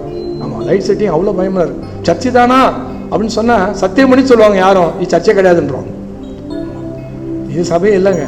சவுண்ட் சர்வீஸ் போடுறாரு, அமுதா சவுண்ட் சர்வீஸ்னு ஏசிஐ சர்ச்சுக்கு போட்டிருந்தாரு. பீச் மீட்டிங்லாம் போடுவாங்க அமுதா சவுண்ட் சர்வீஸ்ன்னு, பெரிய லெவல். அவங்க அவரு ஏசிஐ சபை தலைமை சபை ஐயா இறந்த பிறகு நடந்த மாற்றங்களை பார்த்த உடனே ரொம்ப மனம் நொந்து என் கான்ட்ராக்டை முடிச்சுக்கிறேன்னு வெளியே போயிட்டார். நான் என் கான்ட்ராக்டை முடிச்சுக்கிறேன். அவர் இந்து தான். வாரம் வருவார், இது பண்ண ஹயர் பண்ணுவாங்க, வாடகை கொடுப்பாங்க, முடிஞ்சிடுச்சு. முடிச்சுட்டு வெளியே வந்துட்டார். சமீபத்தில் ஒரு சபைக்கு எங்களுக்கு ஒரு ஹெல்ப் பண்ணார். அவர் கிராஜுவேஷனுக்கு அவர் தான் கொடுத்தாரு. இப்போ பாஸ்ட் ஹாஸ்பண்ட் நான் எவ்வளோ நாளாக அப்பா இருக்கும்போது வருவீங்களா அங்கிள், வரலையே நீங்கள் வாங்கன்னு சொல்லி ரொம்ப ரிக்வெஸ்ட் பண்ணி கேட்குறாரு. அப்போதான் தெரியும் இவ்வளோ பெரிய மனுஷன் நமக்கு செய்கிறார். நம்ம சாதாரண இடத்துல உட்காந்துட்டு இருக்குமே. அவர் சொல்லும் போது சொல்கிறார் ஒருத்தங்கிட்ட, பாரா நான் மறுபடியும் சொல்லிட்டேன், பாஸ் ஆகிட்ட சொல்லிட்டு வந்தேன், அதுக்குள்ள ஸ்க்ரீன்லாம் போடாத, டிஜிட்டல்லாம் நமக்கு தேவை கிடையாது. இந்து சொல்கிறாரு, கிறிஸ்தவர்கள் இந்து சொல்கிறாரு. அவருக்கும் கிறிஸ்துவுக்கும் சம்மந்தமே கிடையாது. நம்ம கிட்ட இருக்க இந்த சின்ன குழந்தைங்க அளவு கூட அவருக்கு ஆவிக்குரிய அறிவு கிடையாது. ஆனா அவங்களுக்கு தெரியுது ஒரு கிறிஸ்தவ சபைனா இப்படிதான் இருக்கணும். எத்தனை பேர் ஆமீன் சொல்றீங்க? யோசித்து பாருங்க. இன்னைக்கும் நம்ம ஆளுங்க ஸ்டேட்டஸ்ல ஜான் ஜெபராஜ் பாட்டு வைக்கலாம், சோறு சாப்பிட முடியல, அன்னைக்கும் தூக்கம் வரல. திருநெல்வேலியிலேருந்து ஒரு அம்மா, அந்த அம்மாவுடைய வாட்ஸ்அப் அந்த கணக்கு எடுத்து பார்த்தா 200 பேருக்கு மேலே யாரும் பார்க்கல. ஆனால் ஜான் ஜெபராஜ், பரிசுத்தவான் ஜான் ஜெபராஜுக்கு ஆதரவு தெரிவித்த உடனே 70,000 பேர் பார்த்துருக்காங்கன்னு நினைக்கிறேன். முடிஞ்சிடுச்சிங்களா? பாருங்க, அப்போ எவ்வளோ தொலைவுக்கு கேடுகட்டு கிறிஸ்தவர்கள் இருக்கு பார்த்தீங்களா? இன்னைக்கு வேதம் சொல்கிறது, இங்கே நம்மை கத்த யாரோட உட்கார வச்சிருக்காரு? உன்னதங்களிலே, அவரோடு கூட, தேவனோடு. அப்ப யாருடைய ஆளுக்குள்ள இருந்தோம்? பிசாசு ஆளுக்குள்ள. அந்த கதவுக்கு வெளியே நம்ம ஆளுகை வேற ஒரு காலத்துல. ஆனா இப்போ நாம யாருடைய ஆளுக்குள்ள வந்திருக்கிறோம்? தேவன். அதனாலதான் நம்ம தாயத்தும் காக்கல, தவிடும் காக்கல இல்லையா, நம்ம பண்ற ஜபமும் காக்கல, நம்முடைய எந்த விதமான காரியம் காக்கல. கிருபையினால் விசுவாசம் கொண்டு ரட்சிக்கப்பட்டோம். இது அவருடைய ஈவு. அவர் நம்மை நேசித்து அவர்கிட்ட வச்சுக்கிட்டார். ஏன்னா நம்ம விட பரிசுத்தம் இருக்காங்க, நம்ம விட பக்திமான்கள் இருக்காங்க இல்லையா. வெறும் கால நடந்து போறவங்க அந்த பக்கம் திருப்பதிக்கும் இந்த பக்கம் வேளாங்கண்ணிக்கு இன்னைக்கு நடந்து போறாங்க, நல்ல உச்சி வெயில்ல. அப்போ அவங்கள விட நம்ம எந்த விதத்துல உயர்ந்தவங்க அப்படின்னு நினைச்சா எனக்கு தெரியல. ஆனால் கிருபையாக ஐயா எடுத்த மெசேஜில் ஒரு முறை சொன்னார் இல்லையா, பிதா ஒருவனுக்கு தன்னை வெளிப்படுத்தி அவனை தன்னிடத்துல அழைத்து கொள்ளனா கடைசியா தான், அவ்வளவுதான். அப்போ அவருடைய அன்பு நமக்கு வெளிப்பட்டது தான் இன்றைக்கு நம்ம இங்க இருக்கிறோம். அப்ப இதை நாம் காத்துக்கொள்வதற்கு தான் எபேசியர் 4ஆம் அதிகாரத்துல 1 தெசலோனிக்கேயர் 4ஆம் அதிகாரத்துல பவுல் சொல்றாரு 3ஆம் வசனத்துல, நீங்கள் பரிசுத்தம் உள்ளவர்களாக வேண்டும் என்பதே தேவனுடைய சித்தமா இருக்கிறது. நல்லா கவனிக்கிறீங்களா? ஆமா. இப்ப இந்த பரிசுத்தம் இந்த பரிசுத்தம் வாழ்க்கைக்கு நமக்கு என்னங்க ஆசீர்வாதம்? இந்த உலகத்துல ஏதாவது ஆசீர்வாதம் இருக்கா? இல்லையா? பரிசுத்தமா இருந்த உலகத்துல ஏதாவது இருக்காப்பா அப்படின்னா அதை குறித்து பார்க்கலாமா? ஒரு வசனம் அப்போஸ்தலர் 13ஆம் அதிகாரம் 35ஆம் வசனத்தை நீங்க பாப்பீங்கன்னா, அப்போஸ்தலர் 13:35 வசனம். உம்முடைய பரிசுத்தர் அழிவை காண ஒட்டீர் என்று வேறொரு சங்கீதத்தில், அப்ப எந்த சங்கீதம்? சங்கீதம் 16:10 எழுதியிருக்கு, உம்முடைய பரிசுத்தர் அழிவை காண. உலகத்துல யாருங்க பரிசுத்தர்? நம்முடைய ஆண்டவர் இயேசு கிறிஸ்து மட்டும் தான் பரிசுத்தர். நம்ம அவர் வழியில் நடக்கிறோம், அவ்வளவுதான். சரிங்களா? நம்மளாம் அவர் சொல்றாரு 5 வருஷம் முடிச்ச பிறகு டாக்டர், 4 வருஷம் முடிச்ச பிறகு இன்ஜினியர்னா நம்மளாம் பரிசுத்தன் ஆவறதுக்கு முன்னாடி பரிசுத்தவன் ஸ்தானத்தை கொடுத்து பட்டம் கொடுத்து நடங்கன்றார். அவ்வளவுதான் அவருடைய ஒரு தாராள மனமே தவிர நம்மளாம் யாரும் நமக்கு தான் தெரியும். நம்ம பாவிகளா இருக்கிறதுனால தான் அவங்க சுத்தி வரி கூட்டு தேவைப்படுது. அப்ப யார் பரிசுத்தர்? இயேசு கிறிஸ்து பரிசுத்தர். அப்போ அவர் என்ன நினைச்சான்? பிசாசு முடிஞ்சிடுச்சு, எல்லாரும் இயக்கினான், அரசாங்கத்தையே கைக்குள்ள போட்டுட்டான், எல்லாரையும் இயக்கினான், கடைசியில உயிரை விட்டார், முடிஞ்சிடுச்சு. இப்ப முடிஞ்ச பிறகு கொண்டு போய் அந்த சரீரத்தை ஒரு பள்ளத்தாக்குல போடுவாங்க, அதே போல தூக்கி போட்டுருவாங்கன்னு நினைச்சான். ஏன்னா சிலுவையில் அறையப்பட்ட 2 பேரை குறிச்சு ஒன்றும் கிடையாது, அதே போல தூக்கி போடுவாங்க. ஆனா ஆண்டவர் தேவன் அவருக்கென்று ஒரு புது ஒரு கல்லறை தோட்டத்தை ஏற்படுத்தி இல்லையா, ஒரு குகையை ஏற்படுத்தி அழகான ஒரு அடக்க ஆராதனையோடு கூட அவர் சரீரத்தை காப்பாற்றி 3ஆம் நாளில் அவரை உயிரோடு எழுப்பி, அப்ப வசனம் நிறைவேறுது, உங்களுடைய பரிசுத்தர் அழிவை காண ஒட்டீர். அப்போ நாம் ஏதோ கொஞ்ச காலத்துக்கு வாழ அழைக்கப்படவில்லை, தேவனோடு என்றென்று வாழ நாம் அழைக்கப்பட்டிருக்கிறோம். அப்ப நித்திய ஜீவனை தருவேன் தானே அவர் நமக்கு செஞ்ச வாக்குத்தத்தம். அப்ப என்றென்று வாழ்வோம் தானே அதுக்கு அர்த்தம். அப்போ பரிசுத்தமாய் வாழும்போது தேவன் நமக்கு ஒரு ஆசீர்வாதம் கொடுக்கிறார். என்ன ஆசீர்வாதம்? நமக்கு 2ஆம் மரணம் இல்லை. ராமன் சொல்லுங்க. ஒருவேளை ரகசிய வருகை இல்லை, நீங்க நானும் நல்லா ஆண்ட சமூகத்தில் வாழ்ந்து, யாரும் பயப்படாதீங்க, நாளைக்கு இருக்கு, நல்லா வாழ்ந்து இல்லையா எல்லா ஆசீர்வாதத்தை அனுபவித்து நமக்கு நல்ல அடக்கமே நடந்தாலும் கவலைப்பட வேண்டாம், நமக்கு 2ஆம் மரணம் இல்லை இல்லையா. 2ஆம் மரணது அங்கே நரகத்தை குறிக்குது. அப்போ உங்களுடைய பரிசுத்தர் அழிவை காண ஒட்டின்னு சொன்ன இந்த உலகத்துல வாழறவங்க எல்லாம் பாருங்க, யோசித்து பாருங்களேன். இந்த உலகத்துல சின்னவங்க பெரியவங்க அத்தனை இவங்க அவங்க இந்த கட்சிக்காரன் அந்த கட்சிக்காரன் எல்லாரும் கேள்வி பண்றாங்க, இவங்க அவங்கள வச்சு மிரட்டுறாங்க, அவங்கள வச்சு. காரணம் என்ன? வாழ்க்கையில ஒழுக்கம் இல்லை, பரிசுத்த வாழ்க்கை இல்லை இல்லையா, கொள்ளையடிக்கிறது, ஏமாத்துறது. அதனால பொறுப்புகள் மாறும்போது மிரட்டல், பயம், கேலி, கிண்டல், மீம்ஸ், இப்படிதான் வாழ்க்கை ஓடிட்டு இருக்கு. அப்ப ஆண்டவர் அப்ப எல்லாம் எதுக்காக செய்யறாங்க? அவங்களுக்கு தெரியும் ஓட்ஸ் தான் குடிக்க முடியும், இப்போ பார்லி கஞ்சி தான் குடிக்கணும், ஒரு இட்லியே பார்க்குறோம், 1/2 இட்லியே சாப்பிட முடியும். அவங்க வாழ்க்கை அந்த அளவுக்கு வந்துடுச்சு. ஆனாலும் ஏங்க 1000 கோடி 2000 கோடி இத்தனை 1000 கோடி இத்தனை 100 கோடி எதுக்குங்க? எதுக்கு?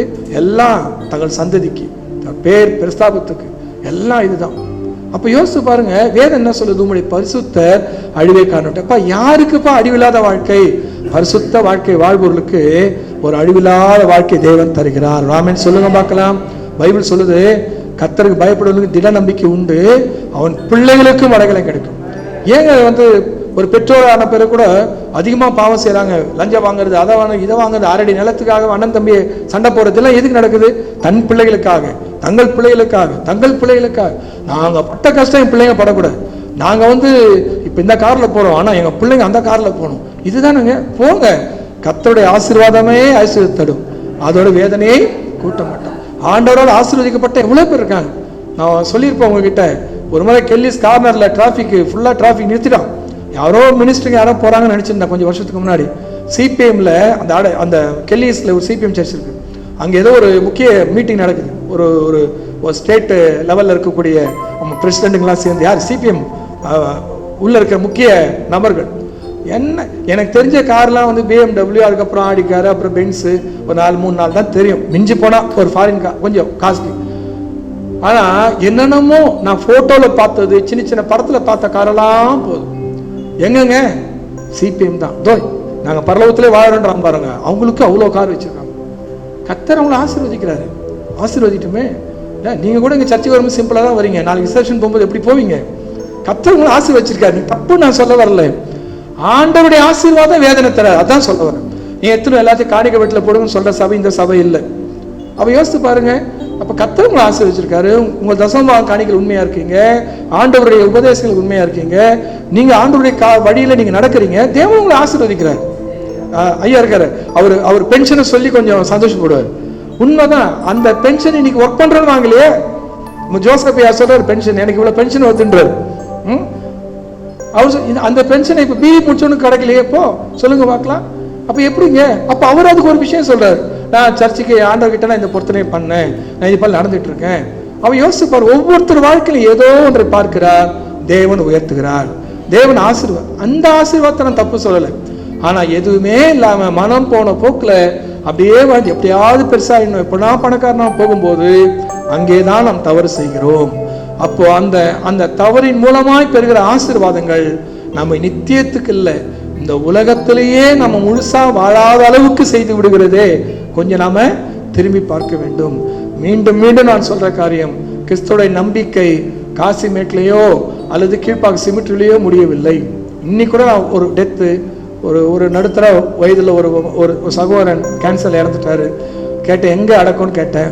கீழ்ப்பாக் சிமிட்ரினாரு. ஆப்ரேஷனில் தானேன்னு கேட்டேன். ஆமாம் நான் சொல்லி தொலைன்னு. நீ பாட்டி சொல்றவன், நான் போய் உள்ள சுற்றி வரணும், தாசில்தார் பட்டா கொடுக்க வந்த மாதிரி கல்ற. அங்கே ஒருத்தர் அடக்கம் பண்ணுவாங்க, போய் பார்த்தா நம்ம மூஞ்சி இல்லை, அங்கே போய் பார்த்தா மூஞ்சி இல்லை, ஃபுல்லாக பைக்குன்னு சுற்றின்னு வரணும். சுற்றின்னு வந்தால் இவன் அடக்கம் பிடிச்சி வெளியே வந்து டீ குடிக்கிறான். வெளியே வந்து எங்கேயும் அடக்கம் பண்ணீங்க, அதோ இங்கே தான் கார்பரேஷன்ல, அது சொல்ல வேண்டியது தானே. அதுல ஒரு பெருமை. கார்பரேஷன் சொல்லக்கூடாது, புரியுதுங்களா? அது ஒரு பெருமை. கீழ்ப்பாக் கார்டன், கீழ்ப்பாக்கில் கீழ்ப்பாக் சிமெண்ட்ல தான் இல்லையா, அதுல ஒரு பெருமை. யோசிச்சு பாருங்க ஐயா. அந்த டிஜேஸ் ஐயா இருக்க பார்த்தீங்களா, அதுக்கு அப்படியே பின்னாடி தாங்க எங்க அப்பா அடக்கம் பண்ணிருக்காங்க. இதுல ஒரு பெருமை, புரியுதுங்களா? அது நம்ம ஆளுகள் வந்து நம்ம சுத்தமா முடிவு பண்ணிட்டாங்க, கல்றையோடு முடிஞ்சு போச்சு இல்லையா? இல்லை, பிரேத குழிகள் உள்ள யாவருடைய காதுகளிலும் ஆண்டவர் ஒரு சத்தத்தை கேட்க செய்வார். ஆமென் சொல்லுங்க பார்க்கலாம். எல்லாரும் எழுந்து கொள்வார்கள். அப்ப கர்த்தருடைய வழியில், பரிசுத்த வழியில் நடந்தவர்களுக்கு வேதம் சொல்கிறது, உடைய பரிசுத்தர் அழிவை காண ஒட்டீர். முதற் பலன், அவரை கர்த்தர் எழுப்பினார். அவரை தொடர்ந்து வருகிற இயேசுவின் சகோதர ஆக்கி அவருடைய சபைக்கும் தேவன் இந்த ஆசீர்வாதத்தை நிச்சயம் தந்தருள்வார். இப்ப நீங்க எதை செஞ்சாலும் சரி, நீங்க எதை செய்ய முற்பட்டாலும் இந்த ஒரு சின்ன ஒரு தாட் அப்படி வந்தா போதும், இந்த ஒரு எண்ணம் நமக்கு வந்தா போதும். நம்ம வாழ்க்கையில இது வேணாம்ப்பா, ஏன் வேணான்றீங்க, எல்லாம் ஆஃபர்ன்ற பாருங்க இல்லையா? ஆமா நல்ல இல்லைங்க, வேண்டாங்க, ரொம்ப தேங்க்ஸுங்க, இது வேண்டாங்க, வேண்டாம். ஏன்? உங்களுடைய பரிசுத்தர் அழிவைக்கான ஒட்டி. ஒரு பாஸ்டர் சொன்னார், ஒரு முறை ஏதோ பிரச்சனை சொல்றாரு, ஒண்ணுமே இல்லாத காலத்திலே நான் உண்மையா கர்த்தர் உதவி செய்யார். இன்றைக்கு இவ்வளவு பெரிய சபையும் இவ்வளவு ஆசீர்வாதத்தை கொடுத்த பிறகு எனக்கு என்னத்துக்கு யார்? என் வாழ்க்கையில் எல்லாத்தையும் விட்டு வந்து ஒரு பிள்ளைகளுக்கு ஃபீஸ் கட்டுறதுக்கு வழி இல்லாத காலத்திலே ஆண்டவருக்கு நிக்க உதவி செஞ்சார். இன்னைக்கு என் பொறுப்பெல்லாம் நிறைவேற்றிட்டார் ஆண்டவர். இனியே நான் விழ போறேன், இனியே நான் வந்து இந்த காரியத்தை நான் போகணும். நீ என்ன பண்ணாலும் அந்த வழிக்கு வர மாட்டேன். ஏன்னா ஜனங்கள் மாறுறாங்க இல்லையா? இவ்வளோ பெரிய தேங்காய் கொடுத்து ஜெபம் பண்ணுறாங்க பாஸ்டர் கிட்ட இல்லையா?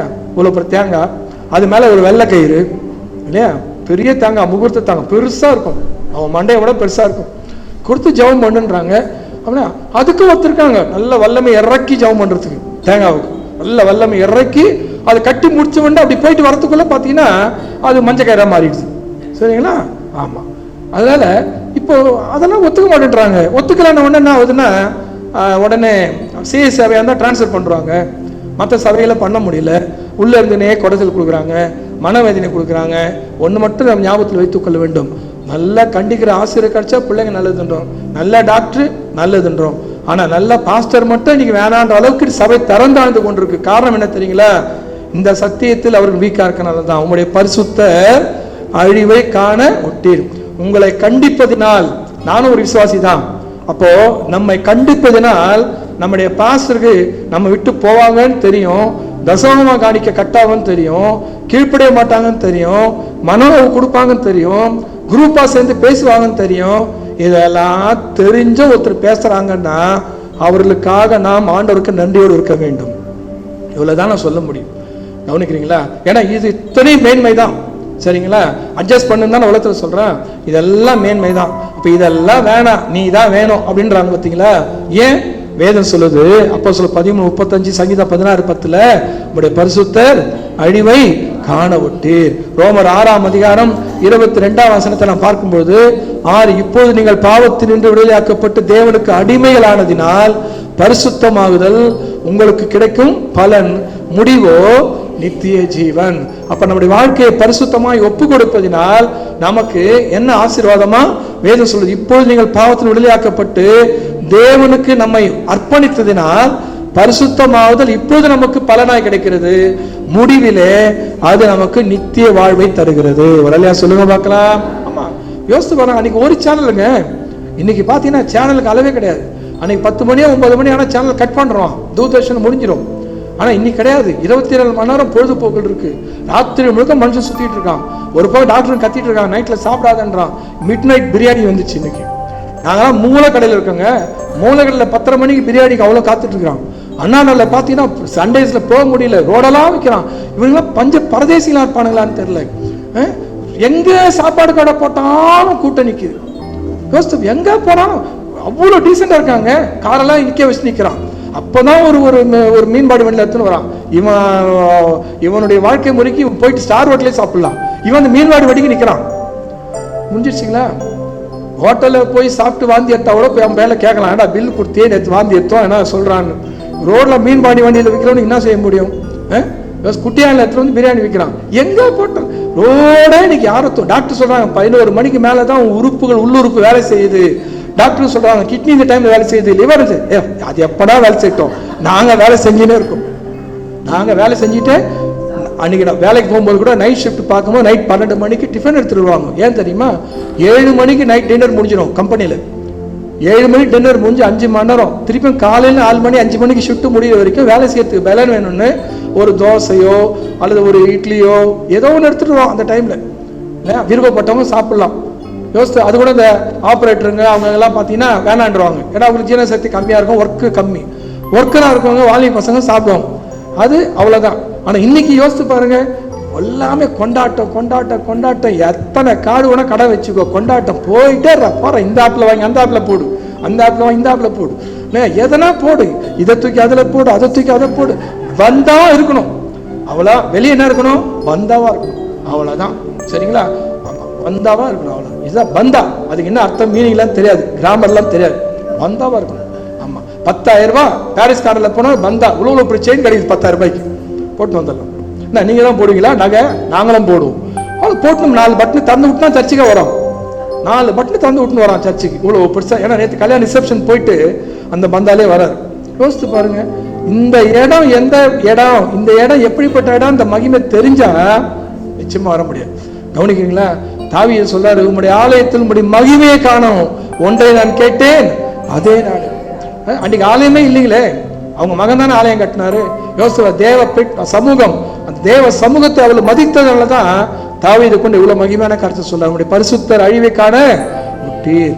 அப்போ இப்போது இருக்கக்கூடிய வாழ்க்கையிலே தேவனுடைய வழியில வருவதற்கு நம்ம ஒப்பு கொடுக்கும்போது ஆண்டவனுடைய வாழ்க்கையில இப்போ நம்ம வாழ்க்கைக்கு ஒரு பரிசுத்தத்தை பலனா கொடுக்கிறாரு. முடிவிலே அது ஒரு நித்திய ஜீவன் உள்ள வாழ்க்கை தரார். யோபு 17ஆம் அதிகாரத்துல 9ஆம் வசனத்தை பார்ப்போம்னால், யோபு 17:9 நாம் பார்ப்போம்னால், 17ஆம் அதிகாரம் 9ஆம் வசனம்.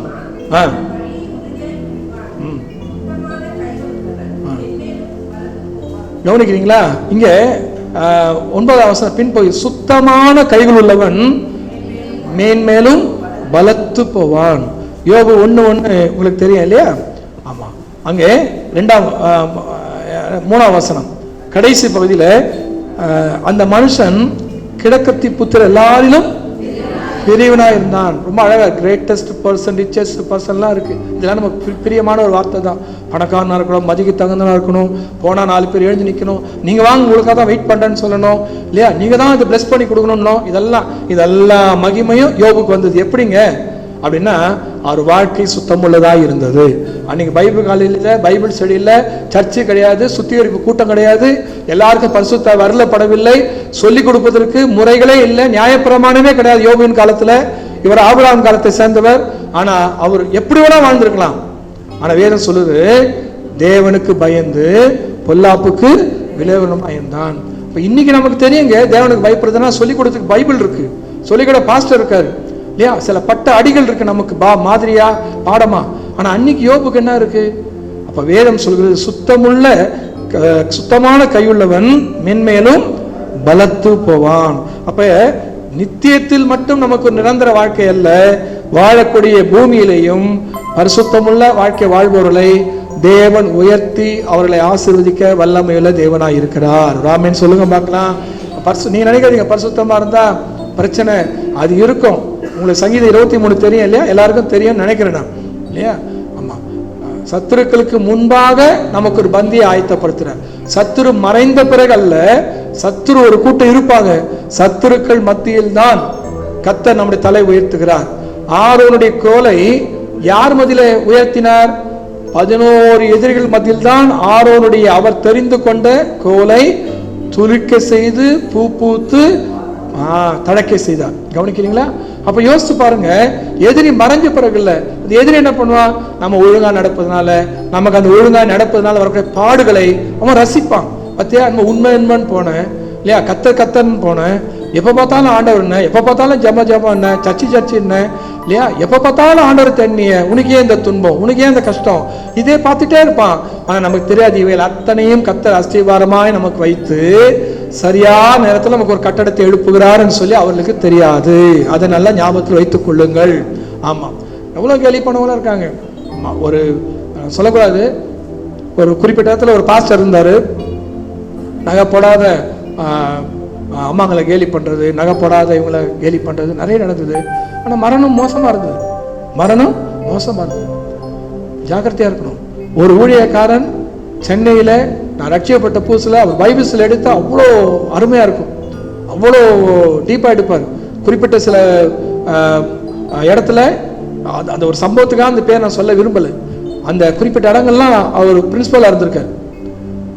இன்னைக்கு தமிழகத்தின் ஒரு ஓரத்துல அவர் வேலை உண்டுன்னு இருக்கார். அவர் மனைவி இடையில் நகை போட்டு கொண்டதினால் நகை போடுறது தப்பு இல்லைன்னு பிரசங்கம் பண்ண ஆரம்பிச்சாரு. அவர் டீச்சர், பாஸ்டர் பிளஸ் டீச்சர். மாரணாதால மெயினா இருந்தாரு, எக்காஃபீஸ் காலில் இருந்தாரு, நிறைய இடங்கள் இருந்தாரு. ஆனா இன்னைக்கு எங்கேயோ ஒரு மூணு இடத்துல போயிட்டாரு. ஆனா ஒரு முகத்தை வெளியே காட்ட முடியல. வளர்ந்த 2 பெண் பிள்ளைகளை விட்டு, வளர்ந்த பிள்ளைகள், கல்யாண வயசுல கூட பிள்ளைகளை விட்டு, அந்த மனைவி, எந்த மனைவிக்காக இவர் சத்தியத்தை தூரமாக்கினாரோ அந்த மனைவி நடு ரோட்ல அவர் அவமானப்படுத்திட்டு ஒருத்தம் கூட போயிடுச்சு. ஞாபகம் வச்சுக்கணும், பதிவு செய்யப்படுது, நான் தெரிஞ்சுதான் பேசுறேன். கர்த்தருக்கு பயப்படுதல் தீமைக்கு விலக்கும். ஞாபகத்தில் வச்சுக்கணும். இன்னைக்கு எல்லாரும் மற்ற மனுஷன், மற்ற சொந்தக்காரன், அட்ட சபை, அவன் என்ன சொல்லுவான், இவன் என்ன சொல்லுவான், அவன் என்ன சொல்லுவான். ஒரு காலத்துல இந்த இடம் இப்போதாங்க நம்மலாம் இவ்வளவு அளவுக்கு வரும். 2 பைக் வெளியே நிக்குது, ஞாயிற்றுக்கிழமை 2 கார் நிக்குதுங்க. ஒரு காலத்துல பெந்த சபை ஏழ்மை சபை, ஒன்றும் கிடையாது. ஆனா அந்த சந்ததிகள் தான் இன்னைக்கு ஆசீர்வதிக்கப்பட்டிருக்காங்க. ஞாபகம் வச்சுக்கணும். அவங்களுடைய பிள்ளைகள், பேர பிள்ளைகள், அவங்க சந்ததிகள் ஆசீர்வதிக்கப்பட்டிருக்கு. நம்ம உட்கார்ந்துருக்க சேர் போட்டு உட்கார்ந்துருக்க இடம் சாதாரண இடம் கிடையாது. ஞாபகம் வச்சுக்கணும் இல்லையா? நம்ம இந்த உலகத்துல உயர்த்துகிற இடம். ஆனா இன்னைக்கு அந்த ஆசீர்வாதத்தை பெற்றுக்கொண்ட பிறகு வேதத்துல இருக்கு பாருங்க, ஒரு ராஜா அடுத்த ராஜா ஆயிட்டாரு. அந்த ராஜா உண்மையா இருந்து வந்தாரு, அவங்க பிள்ளை ராஜாவுக்கு பிறந்தலாம் ராஜா ஆயிட்டாரு, கர்த்தரை விட்டாரு, அடுத்த சந்ததி கீழே போகுது. இன்னைக்கு நம்ம கீழே போய்கிட்டு இருக்கோம். உண்மையை ஒத்துக்கொள்ளணும். இன்னைக்கு கிறிஸ்தவ சந்ததிகள் ஆபத்துக்குள் போய் கொண்டிருக்கு. ஜாக்கிரதையா இருக்கணும். 1 டிகிரி அன்னைக்கு, அந்த 1 டிகிரி படிக்க வைத்துக்குள்ள நம்ம பெற்றோர்கள் நமக்கு முன்னாடி இருந்தவங்க ஒன்றும் பண்ணுவாங்க. ஒவ்வொரு வீட்டில் 6 பிள்ளை, 7 பிள்ளை, 8 பிள்ளை, குடிகார கணவன், அந்த வெள்ளை புடவை கட்டின்னு படிக்க தெரியாத பைபிளை கையில் எடுத்துன்னு கூட்டங்களை அழுது, இது போல காத்திருப்பு கூட்டம் சனிக்கிழமெல்லாம் வச்சா சபையில் அந்த அம்மாவை கூட்டம் தான் நிறைய இருக்கும். அவ்வளவு ஆவியில் நிரம்பி ஆண்டவர் சமூகத்தை அழுத்திட்டு போறதுதான் அவங்க வேலை. ஆனால் கர்த்தர் அவங்க வாழ்க்கை, அவங்களுடைய 2 கண்கள் பார்க்க அத்தனை அற்புதமே கர்த்தர் செய்தார். குடிகார கடனை கர்த்தர் தொட்டாரு. கார்பரேஷன் ஸ்கூல்ல படிக்க வைத்தோடு வக்கில்லாம இருந்த ஜனங்களை தேவன் ஆசீர்வதித்தார். இன்றைக்கு அவ்வளவாய் பெந்தகோஸ்தே சபையின் மகிமையை இன்னைக்கு இந்த உலகம் ருசித்து கொண்டிருக்கு. ஞாபகத்தில் வச்சு, ஒரு குறிப்பிட்ட ஏரியா பூந்தமல்ல இருக்கு, அந்த பகுதியில முழுக்க பாத்தீங்கன்னா சமுதாயத்தில் சொல்லப்படுற வார்த்தை தாழ்த்தப்பட்டல் வசிக்கும் பகுதி. இந்த பக்கம் எல்லாமே கலந்த ஜாதி, உயர்ந்த ஜாதிகள் சொல்லக்கூடியவர்கள்.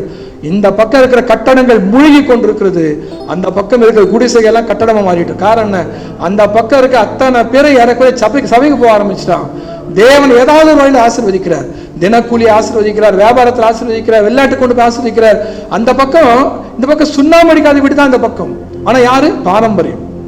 கவனிக்கிறீங்களா? நாங்க அந்த ஜாதி, நாங்க இந்த ஜாதி, இவர் அவர், அது அவங்களுடைய அறியாமை. கர்த்தர் அவங்களையும் தொடுவார். ஏன் இவ்வளவு காரியத்தை நான் ஓப்பனா பேசுறேன்? கர்த்தரை, அவருடைய வழியை கனப்படுத்தக்கூடிய கர்த்தருடைய பிள்ளைகளை ஒரு காலம், அதான் சங்கீதக்காரர் சொல்றார், நீதிமான் கைவிடப்பட்டதையும் அவன் சந்ததி அப்பத்துக்கு இறந்து திருகிறதையும். அதுக்கு அழகா ஒரு பரிசுத்தவன் விளக்கம் கொடுத்தாரு. ஏன்னா ஏன் அப்படி அவங்க சொன்னது என்ன, அவங்க மகிமை நான் திருடக்கூடாது. அவர் சொல்றாரு, அப்பத்துக்கு இறந்து திருதுன்னா ஒரு நீதிமானுடைய சந்ததி வேலை இல்லைன்னு அலையாதான். எத்தனை பேர் புரிஞ்சு ஆமென் சொல்லுங்க பார்க்கலாம். ஒரு நீதிமானுடைய சந்ததி, இன்னைக்கு நீங்களும் நானும் ஆண்டவரை தேடும் போது நம்முடைய சந்ததிகளுடைய தகுதி பார்த்தல்ல, அவருடைய கிருபையினாலே கர்த்தர் அவர்களை ஆசீர்வதிக்க வல்லவராக இருக்கிறார். நீ நினைக்காதீங்க, உலகத்துல திறமைக்கு மேல திறமைங்க அவ்வளவு ஓடிட்டு இருக்கு. ஒரு சாதாரண ஒரு வேலை செய்யற ஒரு தம்பி சொல்றாரு, 6th 93,000 ரூபாய் கட்டணும்ன்றாரு. எப்படிப்பா நீ கட்ட முடியும்? 2 பேர் ட்வின்ஸ் பிள்ளைங்க, 2 பிள்ளை எப்படிப்பா கட்டுவேன்ற யோசிக்கிறான். இல்லையா, எப்படியாவது படிக்க வச்சாதான், எப்படியாவது படிக்க சொன்ன பார்த்து செய், ஆண்டவனை எப்படி செய்யறாரோ செய். ஏன்னா எனக்கு அவர் சின்ன வயசுல இருந்து சண்டே கிளாஸ்ல இருந்து பாக்குறேன். அதனால நான் சொல்றேன், அவர் என்ன வந்து கேட்டேன், அவரை பயமுறுத்தல, யோசிச்சு செய்யுங்க. யோசிச்சு பாரு, இன்னைக்கு எப்படியாவது இந்த பிள்ளைங்க உயரணும், நான் பட்ட கஷ்டம் படக்கூடாதுன்னு நினைக்கிறாங்க பெற்றோராய் இந்த பிள்ளைகள். ஆனா அவங்களுக்கு நான் தாழ்மையா சொல்றது ஒன்னே ஒண்ணுதான், நம்ம வழி சரியா இருந்தா அவங்க சந்ததி, நம்ம சந்ததியில அவர் பார்த்துக்கொள்ள வல்லவராக இருக்கிறார். அப்போ நம்ம படிக்க வைக்க கூடாதுன்னு நான் சொல்ல வரல. பிள்ளைகள், நம்ம பெரிய செல்வமே கல்வி செல்வம் தான் உலகத்துல சொல்லி கொடுத்துருக்கான், தப்பு இல்லை. ஆனா ஒன்றை மறந்து விடக்கூடாது, நான் நீதிமானா இருந்தா என் பிள்ளை வேலை இல்லாம அலையாது. நான் நீதிமானா இருப்பதினாலேயே என் பிள்ளையை கர்த்தர் ஆசீர்வதிப்பார். ஆபிரகாம் நீதிமான், ஈசாக்கு நீதிமான், யாக்கோபு பிறகுதான் நீதிமான், இடையில அவர் மைனர் ஜாலிமேன். யாக்கோபு ஃபுல்லாக அவர் யார்? அவருக்கு ஃபர்ஸ்ட் கிளாஸ் வாழ்க்கை. சிலருக்கெல்லாம் யாக்கோபு வாழ்க்கை ரொம்ப பிடிக்கும். ஆனா கடைசியா யாக்கோபு மண்டிட்டு அழுறாய், என் முற்பிதாக்களை போல என் வாழ்க்கை இல்லை, என் காலம் இல்லை, அவ்வளோ கஷ்டம். காரணம் என்ன? முற்பிதாக்கள் தேண்டாங்க ஒழுங்கா, நீ டெக்னிக்கை பயன்படுத்தின, அதனால அழுவுற, அவ்வளவுதான் விஷயம். ஆனாலும் தேவனுடைய இரக்கம், பிரித்தார், ஆசீர்வதித்தார், அதெல்லாம் வேற விஷயம். ஆனா மனுஷீகத்தில் பார்க்கும்போது ஆபிரகாமின் நிமித்தம், ஆபிரகாம் கர்த்தர் கொடுத்த வாக்கு நிமித்தம், ஈசா கர்த்தர் கொடுத்த வாக்கு நிமித்தம் இந்த ஜாலிமனை கர்த்தர் ஆசீர்வதித்தார். ஒரு கட்டம் வந்தது, அந்த அப்பா கொடுத்தது, தாத்தா கொடுத்ததெல்லாம் இருக்கட்டும், நீ சரியாக அப்பதான் உன் சந்ததி, அப்பதான் கரெக்டா பிடிச்சாரு, அவரை வந்தாரு, அந்த சந்ததிகளை கர்த்தர் இன்னைக்கு முற்பிதாக்களாய் கர்த்தர் மாற்றினார். அப்ப ஏன் இது வேலை நான் சொல்றேன் அப்படின்னா, எது தேவனுடைய சித்தம், பரிசுத்தமான வாழ்க்கையை நாம் வாழ வேண்டும் என்பது தேவனுடைய சித்தம். ஒரு ஆமென் சொல்லுங்க பார்க்கலாம். ஆமா, யோபு 1ஆம் அதிகாரத்துல வீட்டுல போய் வாசித்து பாருங்க, 8ஆம் வசனத்துல, அவனை, அவன் வீட்டை, அவன் ஆஸ்தியை கர்த்தர் பாதுகாத்தாராம். அவனை, அவன் வீட்டை, அவனுடைய ஆஸ்தியை. நீ பேங்க் நீங்க செலவு, ஒரு மனிதன் செலவு பண்ணலன்னா கூட சரிங்க, அவர் கெட்ட பழக்கம் இல்லாம கண்மூடி தரமா செலவு பண்ணாம சிக்கனமா இருந்தா கூட அவர் பேங்க் அக்கௌண்ட்ல எடுத்துறான் எவனா. ஆமா, பைபிள் சொல்லுது, யோபுவை ஆசீர்வதித்தாராம், அவனுடைய குடும்பத்தை ஆசீர்வதித்தாராம். சந்தேகம் போன வாரம் கூட அந்த பிளாஷ் வருது இல்ல, 55 லட்சம் ரூபாய் கணவன் மனைவி ரிட்டையர்ட் ஆகி போட்டு வச்சிருந்திருக்காங்க. பாவம், 55 லட்சம் ரூபாய் எவனே எடுத்துட்டு இருக்கான். உடனே வந்தான், ஏதோ ஒரு கால் வந்திருக்கும், ஏதோ வந்திருக்கும். யோசித்து பாருங்க, போன் எடுத்தாவே ஃப்ராட் காலை பத்தி தான் கொடுக்குறாங்க. அவன் பண்ணிட்டு தான் இருக்கான். எப்படி அவன் யார்? எல்லாம் பெரிய ஆளுங்க. 55 லட்சம் ரூபாய் பேங்க்ல ரிட்டையர்ட் ஆகி போட்டு வச்சிருக்காங்கன்னா அவங்க நிச்சயமா ஒரு நல்ல நிலைமையில இருந்தால் தான் போட முடியும். யோசித்து பாருங்களேன். பைபிள் சொல்லுது, நம்மையும் வேலையடைக்கிறார், குடும்பத்தை வேலையடைக்கிறார், நமக்கு உண்டான அத்தனை ஆஸ்திகள் மேலேயும் கர்த்தர் ஒரு பாதுகாப்பை தர. எத்தனை பேர் ஆமென் சொல்றீங்க? ஒரே ஒரு சாட்சி சொல்லி முடிக்கிறேன். ஆசிரியர், அந்த அம்மா ஆசிரியை, அவர் கம்பெனியில் வேலை செஞ்சார். ஒரு ஏசி சர்ச்சு விசுவாசி. அவர் கிட்ட ரிட்டையர்ட் ஆகிற ஸ்டேஜில் அவர் ஒரு சாட்சி சொன்னாரு. ஒரு இடத்துல 3 முறை வீட்டு பூட்டிட்டு கொத்து சாவி வெளியே விட்டு போயிட்டாங்க. மனைவி டீச்சரு வேலை கிளம்பணும், இவருக்கான பிள்ளைகளை அனுப்பிச்சாச்சு, கிளம்பணும். 3 முறை என் வாழ்க்கையில் நடந்தது. ஏரியா அவ்வளோ மோசமான ஏரியா. அவர் தப்பு தான். வந்து கணவன் மணியா நேராக ஸ்கூட்டரில் இறங்கும்போது பார்த்தா கொத்து சாவி எப்படியே இருக்குமா. அப்போ ஒய்ஃப் கிட்ட எவ்வளோ திட்டு வாங்கியிருப்பார். ஏன்னா கடைசியாக பூட்டுறது அவர் தான். ஏன் பூட்டு வாங்கன்ட்டு அந்த அம்மா வெளியே போயிட்டு இருப்பாங்க. யோசித்து பாருங்களேன். அவர் என்ன சொல்லாருன்னா, நான் மேலே தப்பு தான், அறியாமல் நடந்தது தான், ஆனால் தேவன் கிருபையான காப்பாற்று, தேவனை கிருபையாக காப்பாற்று. எத்தனையோ நேரங்களில் நம்ம சரியா தான் போறோம், எங்கேயோ வருது பிரச்சனை. அப்போ தேவனுடைய பாதுகாப்பு இந்த உலகத்துல மிகப்பெரிய ஆசீர்வாதம். அதை யாருக்கு ஆண்டவர் தருகிறார்? அவருக்கு பயந்த ஒரு வழியில் நடக்கிறவர்களுக்கு, பரிசுத்த வாழ்க்கையை காத்துக்கொள்பவர்களுக்கு தேவன் பாதுகாப்பை வாக்காய் தருகிறார். ஆமென் சொல்லுங்க பார்க்கலாம். ஆமா, இன்சூரன்ஸை நம்பாதீங்க, கர்த்தரை நம்புங்க. இல்லையா? தங்கத்துல ஊசி போட்டாலும் வலி தான். தங்கத்திலேயே ஊசி போட்டாலும் என்னதான் வலி தான். என்ன ஒன்று, அப்போலோவில் வந்து சார் எப்படி இருக்கீங்க, நீங்கள் எங்கே ஒர்க் பண்ணுறீங்கன்னு கேட்டுக்கின்னு ஊசி போடுவாங்க. ஷாலினி ஹாஸ்பிட்டல் நொறுக்குன்னு குத்திடுவாங்க, அவ்வளோதான். ஆமாம் ஆமாம். இந்த மருந்து கொஞ்சமாக வேலை செய்யும், வலி அதிகமாக இருக்கும். அந்த மருந்து கொஞ்சம் வேலை அதிகமாக செய்யும், ஆனால் வலியும் கொஞ்சம், எவ்வளோதான் விஷயம். இல்லையா? அங்கே ஏசி ரூமில் உட்கார வச்சு நமக்கு அறுப்பாங்க, இங்கே கொஞ்சம் ஃபேன் விசிறிக்கிட்டே, டாக்டருக்கு ஏசி இருக்காது, அவ்வளோதான். மற்றபடி வலி தான். நான் தப்பாக சொல்ல, வேடிக்கை சொல்ல, எதையும் நம்ம வேண்டாம், ஆண்டவரோட வழியில் நடப்பதை மட்டும் நம்புவோம். ஒருவேளை அது ஒரு காலம் இருக்கலாம், அது ஒரு வயசு இருக்கலாம், ஆனால் நாள் ஆக ஆக எல்லாரும் நினைக்க தெரியுமா, ஐயோ எனக்கு எதாவது ஆயிடுச்சுன்னா என் குடும்பம், நான் எனக்கு எதாவது ஆச்சுன்னா நாம் அங்கே போய் சேருவதான்னு என்னைக்கு நம்ம நினைக்கிறோமோ அன்னைக்கு தான் நம்ம சரியான ரூட்ல இருக்கிறோம். ஆமாம், குடும்பத்தை கொடுத்தவர் அவர் பார்க்க வல்லவராக இருக்கார். நம்ம நிறைய நேரத்தில் நினைக்கிறதா தெரியல, முக்கியமாக ஆண்களுக்கு, எனக்கு எதாவது ஆயிடுச்சுன்னா என் குடும்பம் என்ன ஆகும்? குடும்பம் எனக்கு ஏதாவது ஆச்சுன்னா ஆவாது, எனக்கு ஏதாவது ஆச்சுன்னா அப்படி என்ன வந்தா சொன்ன, எனக்கு ஏதாவது ஆச்சுன்னா நான் அங்கே போவேனா இல்லை கல்லோட வாழ்க்கை முடிஞ்சிடுமா நினைச்சாவே நம்ம வாழ்க்கையில் நம்ம சுற்றி இருக்கிற அத்தனை பரிகாசங்களுக்கும் கேலி கிண்டல்களுக்கும் ஆபாசங்களுக்கும் நம்மை விலக்கி காத்துக்கொள்ள தேவன் நமக்கு போதுமானவராக இருப்பார். கண்களை மூடுவோம், ஜெபம் பண்ணுவோம், கர்த்தர் சமூகத்திலே ஒப்பு கொடுப்போம். எல்லாரும் கர்த்தர் சமூகத்தை ஒப்பு கொடுப்போமா? கர்த்தாவே எங்களை தாழ்த்துகிறோம். ஆண்டவருக்கு பயப்படுவதால் மனுஷர் தீமை விட்டு விலகுவான்னு சொல்லப்பட்டிருக்கு.